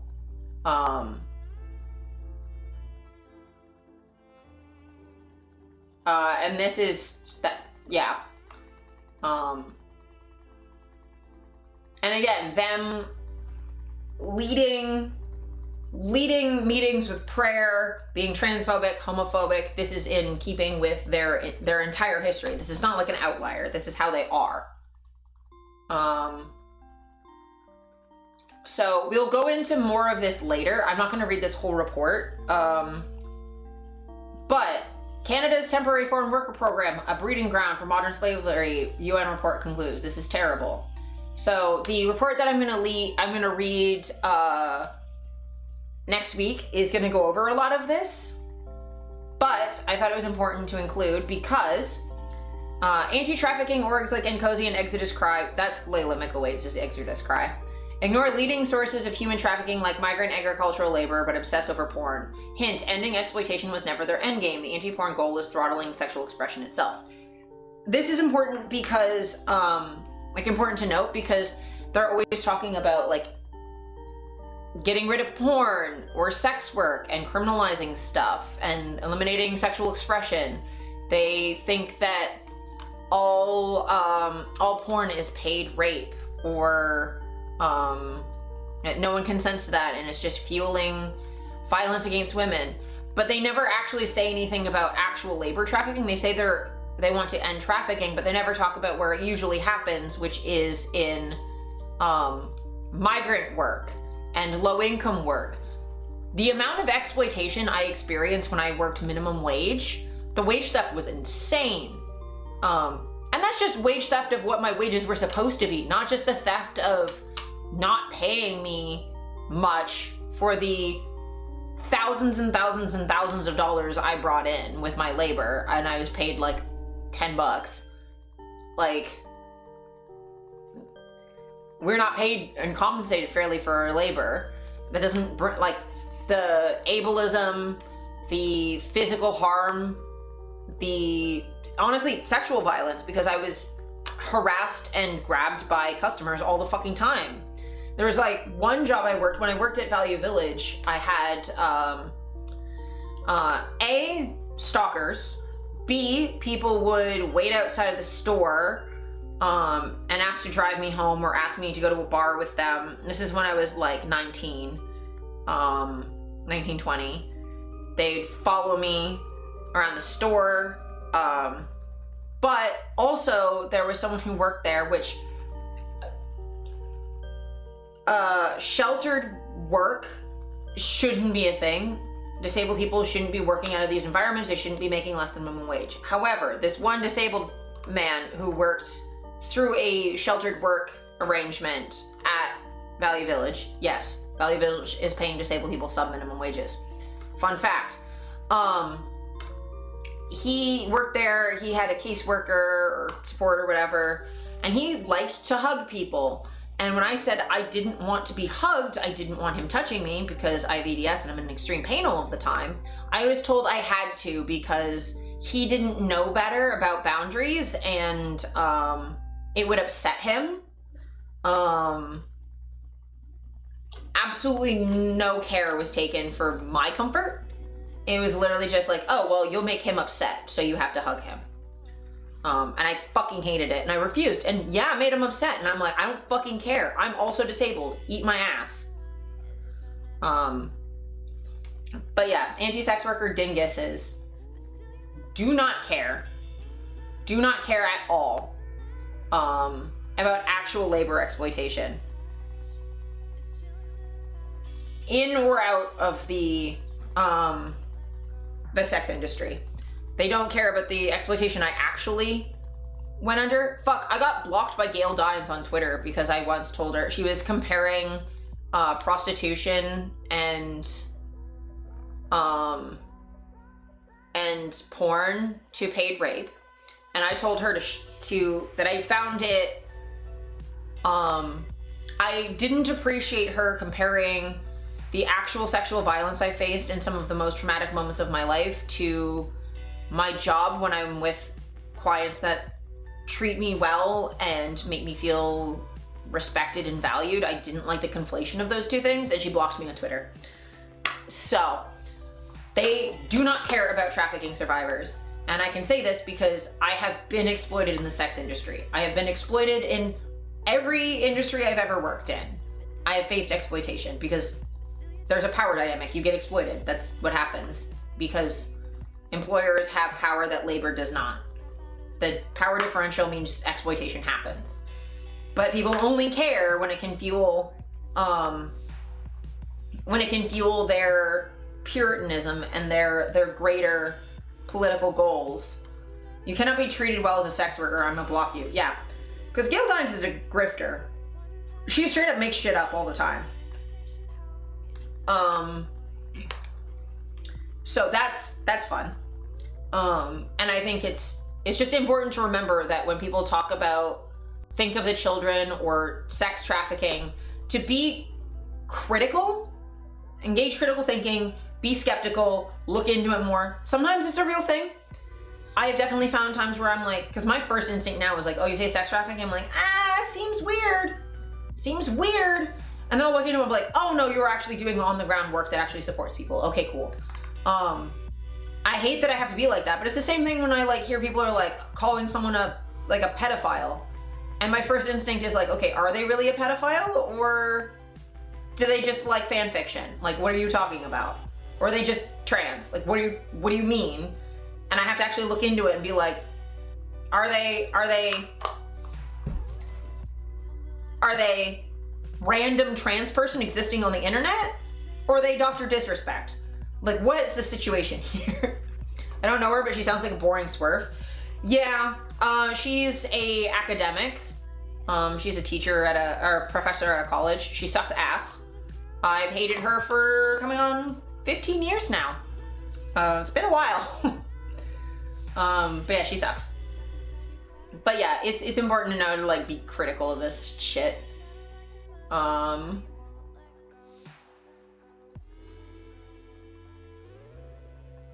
And again, this is more of the same. Notice how no one is demanding to criminalize Taco Bell employees or consumers as a result. Notice how we all know implicitly that these laborers are deserving of more rights, and notice how this nuance and empathy is always lacking in mainstream discourse on the sex industry. 100% of foreign agriculture workers were sexually assaulted, expert says. Now, this was years ago, but this is a thing. People are sexually assaulted in agriculture work. Domestic laborers are sexually assaulted. We never say that people shouldn't have cleaners or shouldn't have nannies or shouldn't have dog walkers. But they come after my industry because suddenly because it's titillating and stigmatized. It's like, well, no, women shouldn't be working for themselves. It's different when you're exploited by a company or employer. If you're being exploited by existing with a pussy, can't have that. Can't have that. Can't have you fucking for a living. But no woman should work in a business then. Like, it's further than that. No woman should get married. No woman should get married. I mean, especially considering, back in the day when women had to marry for economic survival because they couldn't have a bank account, which the GOP and a lot of conservatives around the world want to bring back. That's just a sugar daddy, guys. I hate to tell you, if you're marrying a man for his money, you're a sugar baby. You just only have one client. You have one sugar daddy. You do a lot more work than I do too. You get paid a lot less. You're expected to do a lot more emotional labor than I am, my dude. Like, you're a sugar baby. Does it suck to hear that? Does it suck to hear that because it's bad to be a sugar baby, or does it suck because you know you're not being compensated appropriately and you want to be treated better than that? If it does, why? Yeah, exactly. Like, why does that hurt your feelings? Being a sugar baby's fine. Does it feel like you're not being compensated enough for that? If you were going to charge your husband to take care of you, why is he not taking care of you that well? Like, if you're marrying for money, marry for money. That's fine.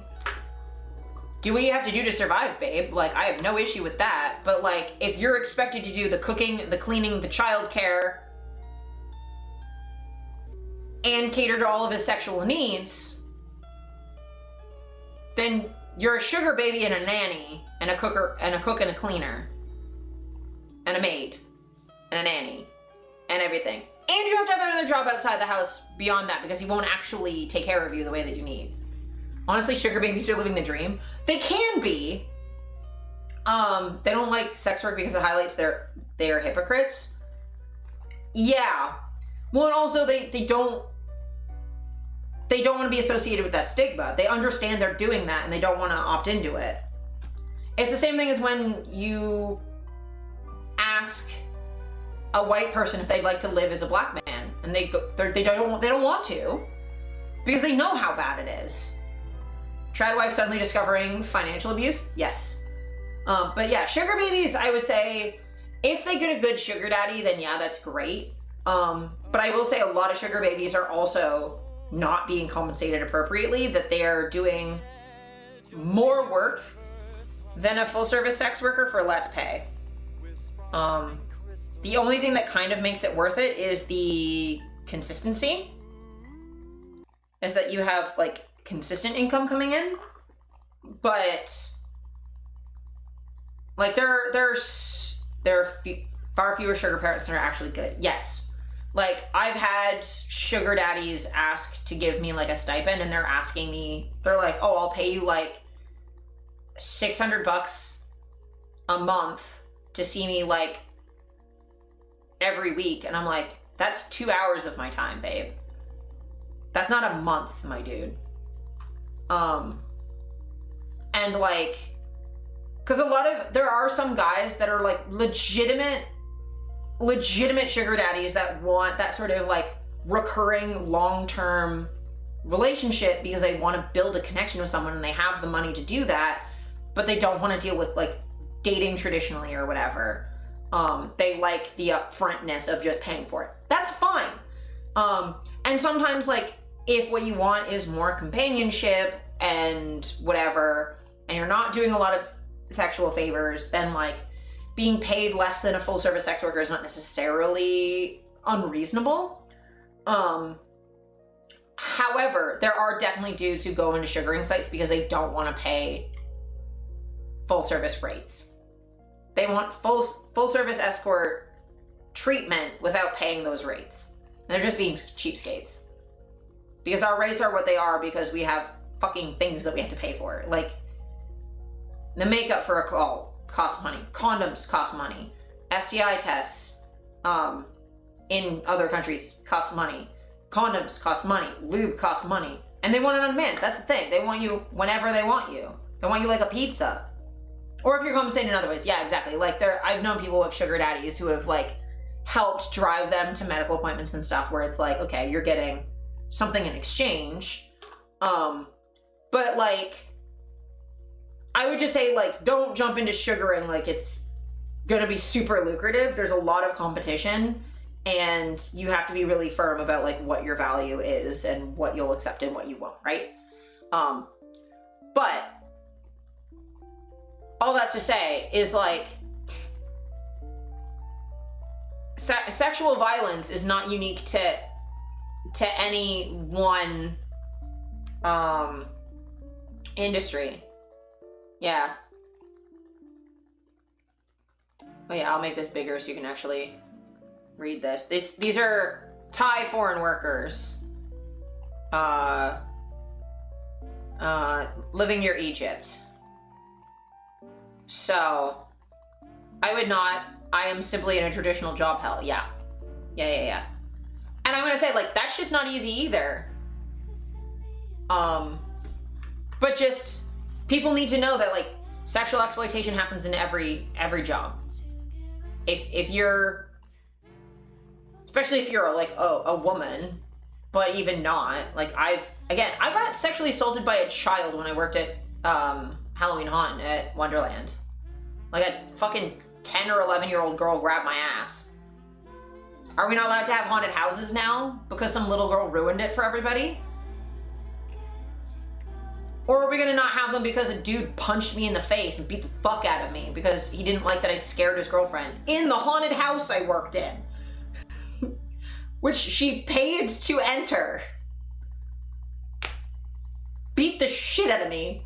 And it's like, okay, are we gonna not have those jobs then because I was subjected to horrific violence? People are dumb. Yes, they are.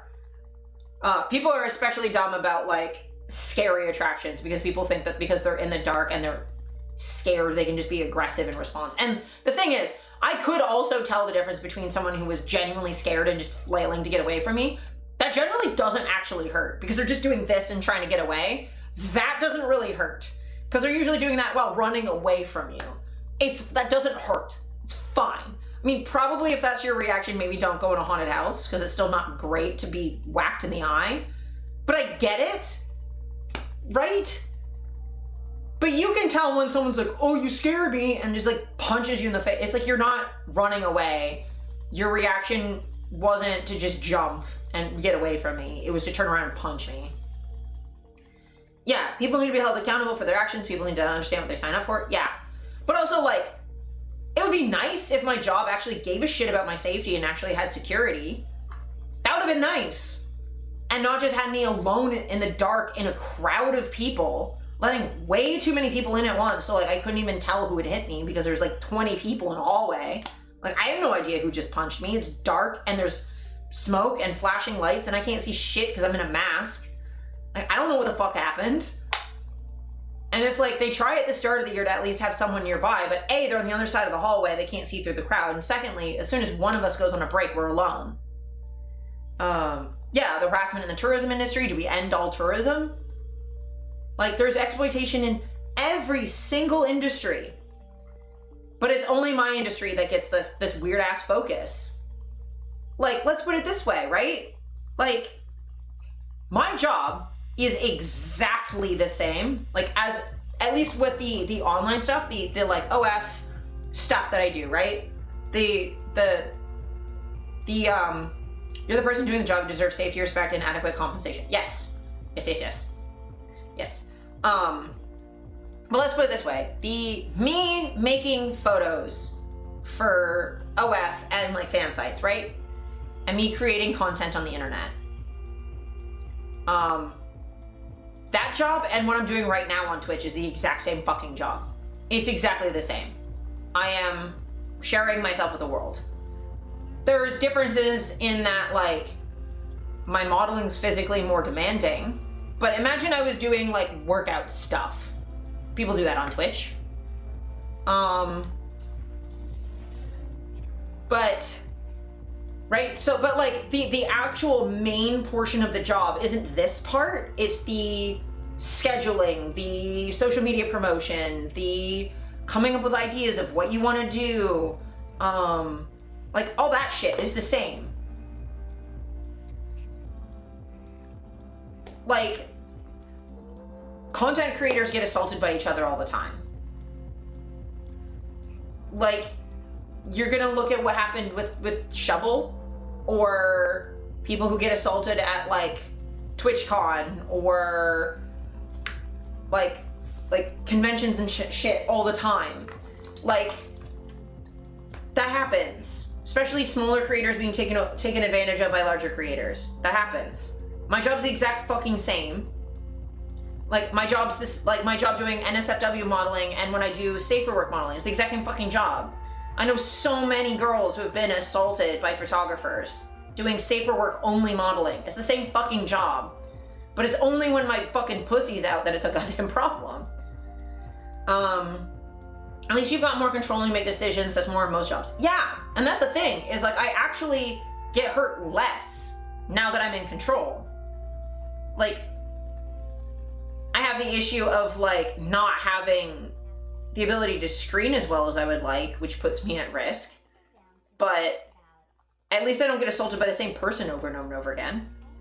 My pet theory is that in Western cultures, as long as a woman's social position and income rely on a man's social position and resources, we will have people campaigning against sex work as a threat to their security. Yeah, I mean, even without that reliance, bullshit puritanism seeps in everywhere. Yes, but the rich white lady drivers will dry up. Yeah, I mean, I think there is a level of, if we get to a point, like the puritanism and women relying on men are so entwined that I don't think you can get rid of one without getting rid of the other. You know what I mean? Like, I don't think, like, puritanism is just that a woman's gets her value from a man by being chaste and offering him something of value, right? And not just giving it away for free. How is you getting hurt doing sex work different from me getting hurt in the kitchen down to basic essentials? It's not really different. It's not. And like, I've worked kitchens. And I will say, like,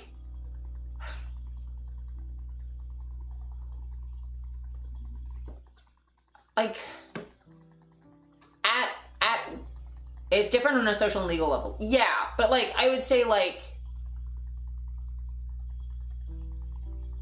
I'm privileged enough that I work indoors and stuff, but I don't have the added thing of just doing the labor itself, destroying my body the way that I did when I worked like kitchens and food service and stuff, where like I was dying, and I'm not exaggerating, I was dying working food service and customer service, standing for that long, not being able to take my medication, my back was disintegrating, I was in so much pain, I couldn't eat, couldn't sleep, my mental health was deteriorating, my PTSD was getting triggered all of the time, I was getting assaulted on the bus every day, like I was in the worst health of my life, and I immediately improved when I quit, within like 2 months, immediate improvement in all of my health.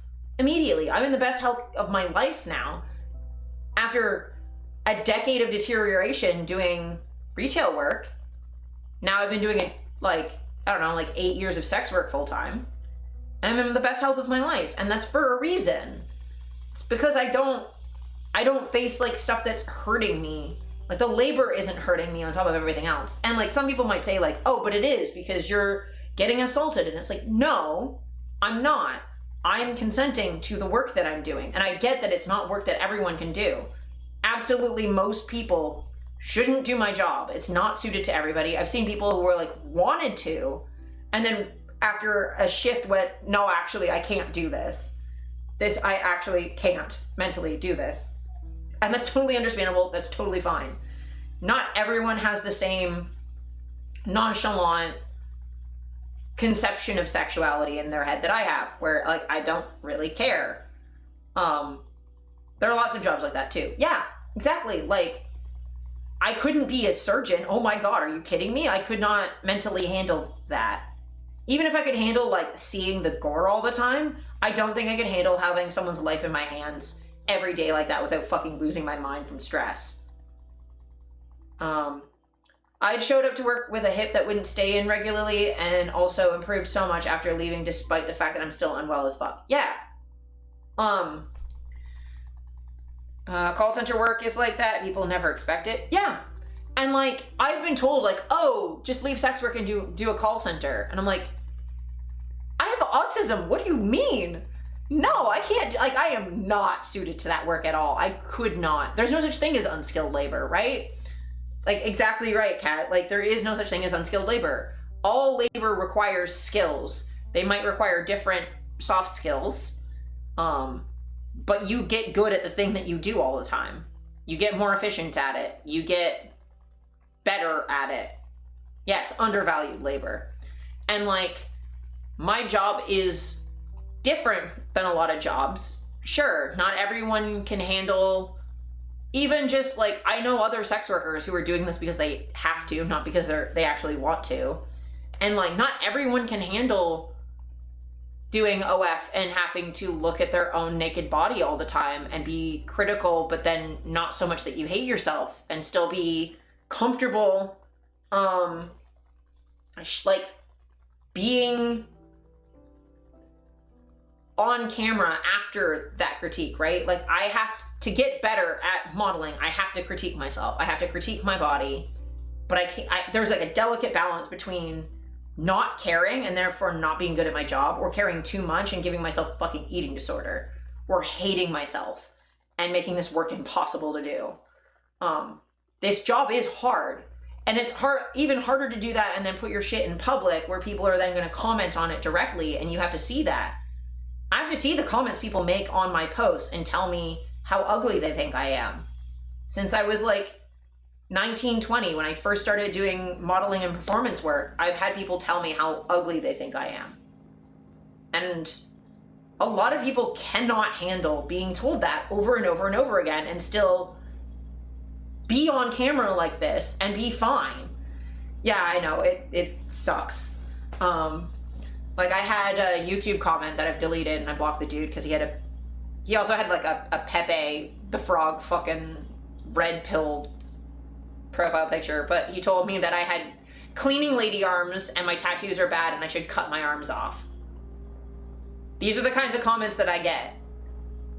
Yeah, and this is not the most upsetting comment I've ever had, because cleaning lady arms, like, yeah, I'm ripped, fucking be jealous, chud. Like that doesn't, and like I get so many compliments on my tattoos. You're not really gonna upset me by telling me you hate my tattoos. Of course you hate my tattoos. I have an anti-fascist symbol on my arm, Pepe the Frog. Thank you. Like I have really good quality tattoos. I know that I do. I wish I was ripped as you. Thank you. The cane helps. Also I just tend to have like thick upper limbs. My quads are pretty big too. I ripped my pants. One of my last photo shoots, I ripped a pair of jeans in the quads. They're like my ripped jeans. I snapped one of the little frayed bits. But like I get comments like that all the time. I would not recommend someone with an eating disorder do my job. Absolutely not. Do not do this job if you have an eating disorder or you're recovering from one until you're at a point where you can handle comments like that. Do you have body dysmorphia? Do you have low self-esteem? This is not a very good job. My right arm is stronger than my left because I use a cane. Yeah. Yep. My left bicep is like pretty good. I think it helps that like I use my cane with my left, but I do a lot of other stuff with my right, so I carry all my bags with the right arm, so I'm pretty balanced. But like, there's so many parts of my job that I wouldn't recommend to anybody who's like not suited to it. But like, if it doesn't bother you, it's great. Also, Deviant, you said a thing. I want to go back. I'm a writer. I spend hours in a day in a chair. I also have a broken spine and destroyed hip. Even that low physical impact work is excruciating. Yeah, absolutely. Like my back hurts after, like, God, I have finger braces because typing all day hurts my hands. Like, work is hard. It's labor. Even stuff that's fun, like playing video games online or whatever, still there's work to it. But like, my job is treated so weirdly different from all other work in a way that doesn't make any fucking sense. It's not uniquely exploitative. I work for myself. I'm self-employed. It's not work. I mean, I do, like, obviously not to the same degree, but like me and Markiplier do the same fucking thing. He had an OnlyFans. Do the same fucking thing. I just have to have, like, I have to do that more consistently, but he's done the same thing. And before that, he did like a calendar or whatever. Like, and like the vast majority of the work's the exact same. I've literally never gotten into sex work because of all the hard work it implies. Yeah, like it's hard work. And like, it's also uniquely like accessible, but and because you're too demi, yeah. Like, I'm demisexual, but I get what you mean. I've sort of, my workaround is A, regulars, and B, like talking to start the session usually helps.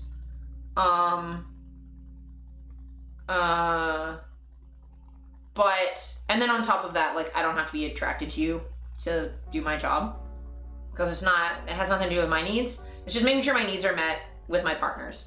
But like, again, I can see how other demisexual people couldn't do the mental workarounds that I do. I've been doing this since before I knew I was demi, and I've gotten pretty good at being chill with it. And again, I mostly have regulars, so I'm seeing the same people over and over again, which really does help. I have thought about sensual service with non-genital practices, and I do love that idea. Yeah, I mean, that would be really good. Like professional cuddlers, or I'm not super familiar with like the exact stuff that goes on in massage parlors, but like there's stuff. Oh yeah, the social media management is a lot. Yeah, it's honestly, it's the hardest part. I almost never get a day off because I post something on social media almost every single day. And even if I'm not posting, I'm at least looking at stuff. Like, all these links I'm sharing, that's all hours of me scrolling and going like, oh, is this something that would be interesting to share on stream? Is this like important? Is this something that I have a unique thing to talk about? And also me going through, and at the same time that I'm scrolling through that stuff, I'm looking through coworkers' posts, boosting them. There's so much shit that I'm doing. I'm doing like market research about like what posts are doing well, where people are going. I'm looking at fashion inspiration because I also fashion model. I'm doing like 4,000 fucking things at a time. So like, I don't really recommend it, but like, if you're gonna do it, it's not the worst job in the world. Like, if it works for you, it works great. And if it doesn't, it's not great at all. It's awful. But for some of us, this is the best fit. And I don't think it's fair to treat us like we're different than safer work content creators, or that a cam girl is different than a Twitch streamer. It's the fucking same job. What you're doing on stream is different, kind of. Because I have people I'm fans of who mostly, they strap a vibrator to their legs and then they play Tears of the Kingdom. It's the fucking same thing. It's literally the same thing. They play H games instead of fucking Final Fantasy 14. Whatever, it's the same fucking job. It's the same thing. And like, the bits thing, that's just taken from camgirl tokens. It's the same thing. Literally, this job is just safer work camming. That's all it is. I'm better at this than adult camming though, because I struggle to maintain a chat room and be submissive at the same time, because that's where I lean. But this is a little bit easier. But like, I don't know. I just hate that it's treated differently, or because it not only is it stigmatizing, but it also means when something goes wrong, that it's used to be like, see, we told you so, that your job's bad and it's your fault because what did you expect? Or like, you can't get help because people don't believe you, or it's just, or it like, it just makes it so like you're not actually getting the help you really need, and it's fucking annoying. It also activates the autism of, but why though, so hard? Yes, oh my god, the like justice sensitivity part of my brain that's like, but you're wrong. Someone on the internet is wrong. And I just fucking tilt so hard.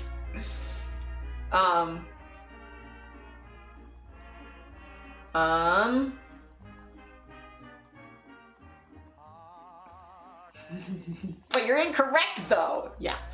Let me see.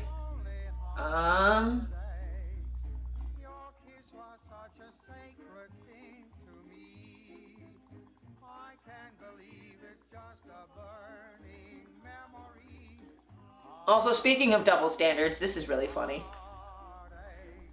Instagram has the most complicated relationship with sexuality in the history of the internet. The Lindsey Graham of social media platforms. Why? Why is that okay on Instagram? And my clothed fucking... I've had my, my cosplay of Spider-Gwen get taken down for adult content because my thighs are too thick. Fully covered. You can't see, it's the side of my leg, and also I wear like modesty garments underneath because I cosplay in public.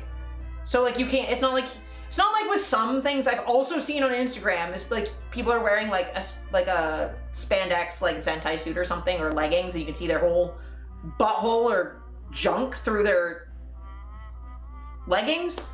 No, I wear fucking seamless panties underneath, or like leggings under my leggings so that you can't see anything. And also these are edited photos, so even if you could see my butthole, I edited out. I'm very careful to make sure that I'm not just randomly flashing hole where it's not needed or wanted. I'm very careful about what I do on the internet. Also, all my social media that I have an ability to have it not visible to under 18s, I use that. But I've straight up seen dick and balls on Instagram. Not just the ads too, like I just see random bot accounts that are just sharing the most wild shit. I'm like, what in the hell? Instagram is hell. But also there's just like a double standard more broadly too, because like, I have to be really careful. I'm in sweatpants, but I have to be so careful on Twitch talking about sex worker rights, because as an actual sex worker, I'm gonna be held to a different standard than a hot tub streamer who's just doesn't do sex work, but does looter stuff on the platform. I'm going to be held to a different standard, and I know that I am. That's why, like, I do rope streams, right? I do it in fucking sweatpants because I'm scared that if I do it in leggings, people will be like, oh, that's meant to be sexually gratifying. I'm like, no, it's art, bitch. Like, for me, shibari is art. It's not meant to be sexy. That's why I do it in baggy-ass pants. You're effectively shooting yourself in the foot by being open about sex work, which is insane. Yes, and people suck. And it's... But the thing is, I want to be able to talk about sex worker rights. So I'd rather shoot myself in the foot. I try to be really, really careful. I also have a benefit of, yes, I'm an open sex worker, but I don't have titties, which does help more than you'd think. Like, I have friends who get taken down because they have big boobs and talk about sex work, and like, that's like, you're doubly fucked there. Like, I'm already doubly fucked by having a big butt, that like, if I post anything that shows like from like here up, it's like, oh, you're flashing people and stuff, and I'm like, no. The big boob thing is hell, yes. But like, I already get it from having a big butt, where people are like, oh, well, it's immediately considered lewd if I'm wearing booty shorts, when a skinny girl can wear the exact same fucking shorts and it's fine. Like, if a petite woman wears the same goddamn outfit, it's more of an issue when I wear it because my butt's bigger. And I'm like, but I'm covering more. Hot tub streamers should acknowledge that they're making money from titillation, which is essentially a form of sex work. Yeah, it's at least sex work adjacent, and I wish hot tub streamers and stuff would at least do more to respect the sex workers that pioneered what they do. And not pretend like they're somehow better than us, you know? Horarchy is a thing. Yes, yes, yes, yes. Mood, I'm not allowed to wear tank tops. Yeah. Yeah, yeah. Whereas, like, I could be on Twitch wearing a muscle tank, and if my fucking chest falls out, it's fine, because my nipples are suddenly not an issue anymore now that they're smaller. Like, if I took my shirt off right now, like, it would be fine, because I don't have boobs. Anymore. Though also it depends on the platform, because I've definitely gotten in shit for showing my chest on Instagram. Like, this chest, this flat as shit. Flatter than any cis dude I've ever met. Chest. But yeah, it's ridiculous.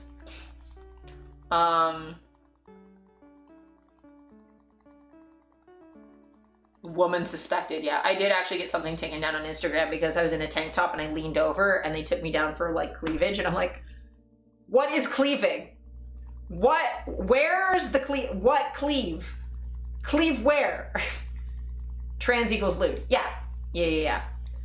It's, or they just go like, that looks like a woman and your chest is like, the algorithms can't really figure out what the fuck is going on with me because I don't have facial hair and I'm too androgynous for anything to figure out what the fuck is happening.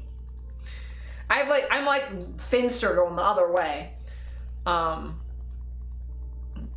yeah. So silly. I read women complain on a daily basis about sex work on a BDSM forum while being a pro-dom. Like, are you kidding me? Oh my god, yes. But they're upper class and white, so it's not sex work somehow. Yes, so I get frustrated with that, especially because I used to be a pro sub. I get so fucking mad. Because, like, okay. Too much cellular cleavage, oh my god. Welcome in, chef. But, like, I get so mad because, like, okay. You're not putting a dick in you. Are they having an orgasm? You don't do forced orgasms, you just do chastity play? Okay. Is he having an orgasm when you take his cage off and he goes back in his car and jerks off? You're doing sex work. Are they getting a boner from it? It's sex work. Because let me fucking tell you, when I was a pro sub working in the dungeons where you can't have sex, okay, the dudes couldn't put their dicks in me, but they absolutely were putting dildos in me. And holding vibrators against me to do forced orgasm play. How is that different? As a pro sub, how is that different?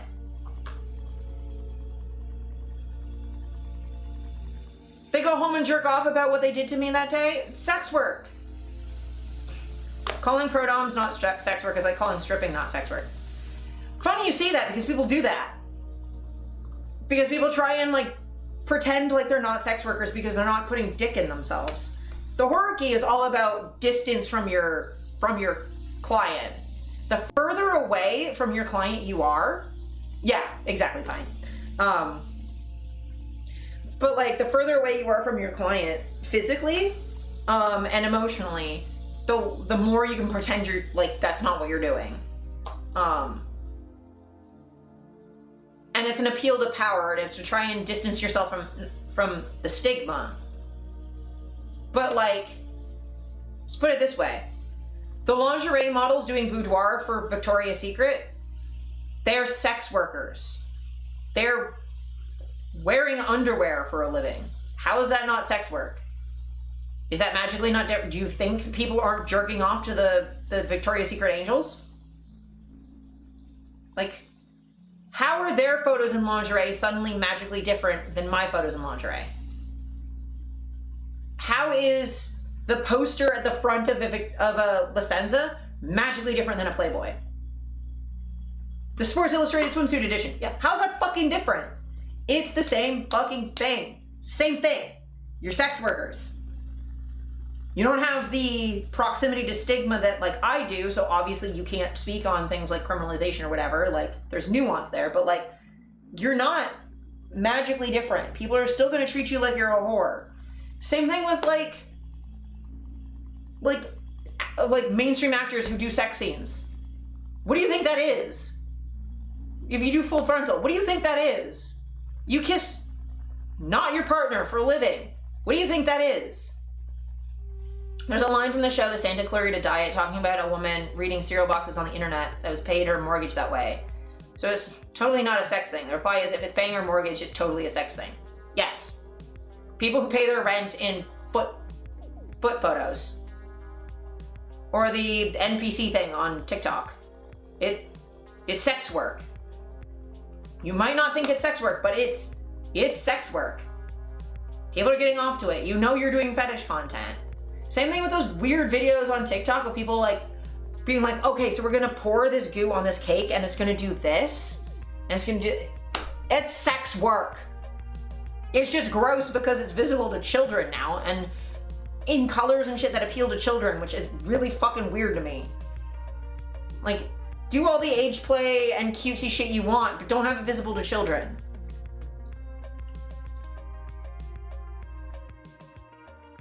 Or be upfront of what you're doing. Like, yeah, I do.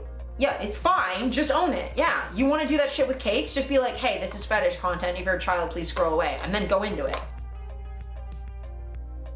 Make your account 18 plus. Because on TikTok, you can make I believe you can make it so that your content's not viewable to under 18s. I know on Instagram you can. I believe on TikTok you can. Because I think I did. And then I've also have a little emoji on my account that says it's like the 18 only emoji. So that people know I don't want people under the age of 18 interacting with my content. I block them if I see them.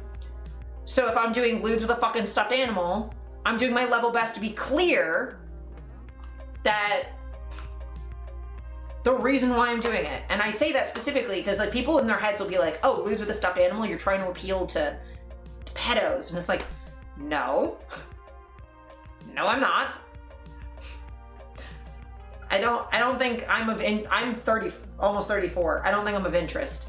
And also, I was doing the one I was specifically thinking of was doing Alice in Wonderland situation, and I just had one of my white rabbit plushes as a white rabbit for Alice in Wonderland as a prop.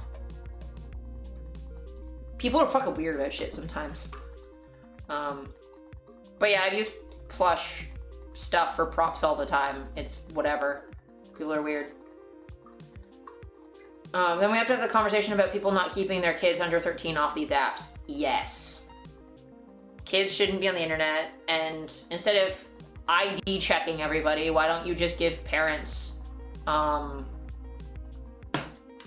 parental controls, right?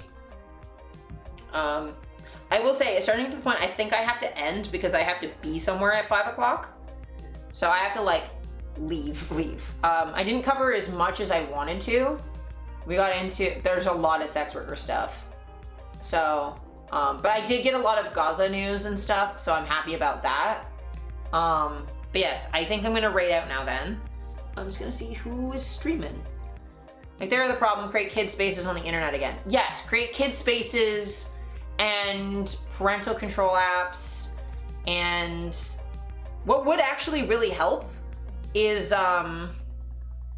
if you stop doing shit like Sesta Fosta and empower sex workers to tag our content properly so that people can avoid it if they want to. Because if I'm punished in an algorithm for saying that I'm a sex worker openly, then I'm put in this position of, do I value people's consent to not see my content if they don't want to, or do I pay my bills? And that's a horrible position to put people in. Instead, like, Blue Sky's great because it doesn't do anything to me if I label my content correctly. They're just like, yeah, label to like a level of nuance of like, is this for adults only? Is this art nude? Is this porn? What level is going on here so that people can opt in to various degrees of things too? I fucking love that. It's the ff.net? Yeah. But it's like, just let me tag stuff. Let me AO3 my things so that people can find it if they're looking for it and not find it if they don't want to. Because I can't hashtag things on Twitter as a adult creator. But it also means that it's really difficult for me to like, I can't just be like, you know, hey, heads up, this is like fake blood in it for people who don't want to see gore. Because if I say blood, I get de-promoted in the algorithm. So like, I want to give people, I've mostly chosen to put my ethics ahead of money, but that's because I have enough streams of income where I'm not doing financially great, but I'm stable enough that like I can do that and still be okay. But not everyone's in that position, and that's not fair to put people in that position, right? It would be way more helpful to encourage sex workers to tag their shit appropriately. And then you just punish people for not doing that. You know?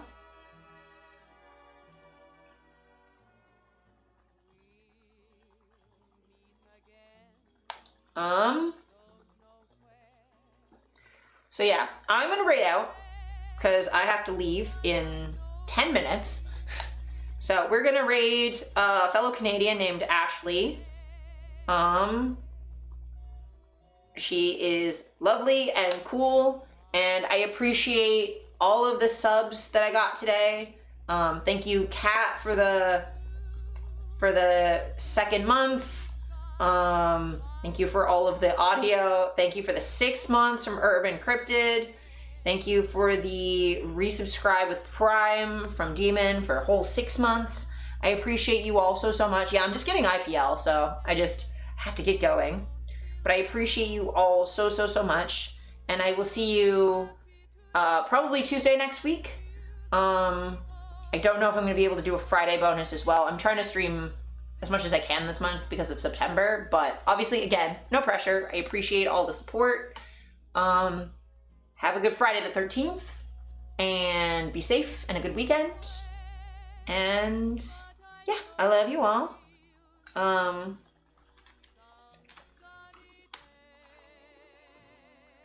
Here's easy raid. Easy raid.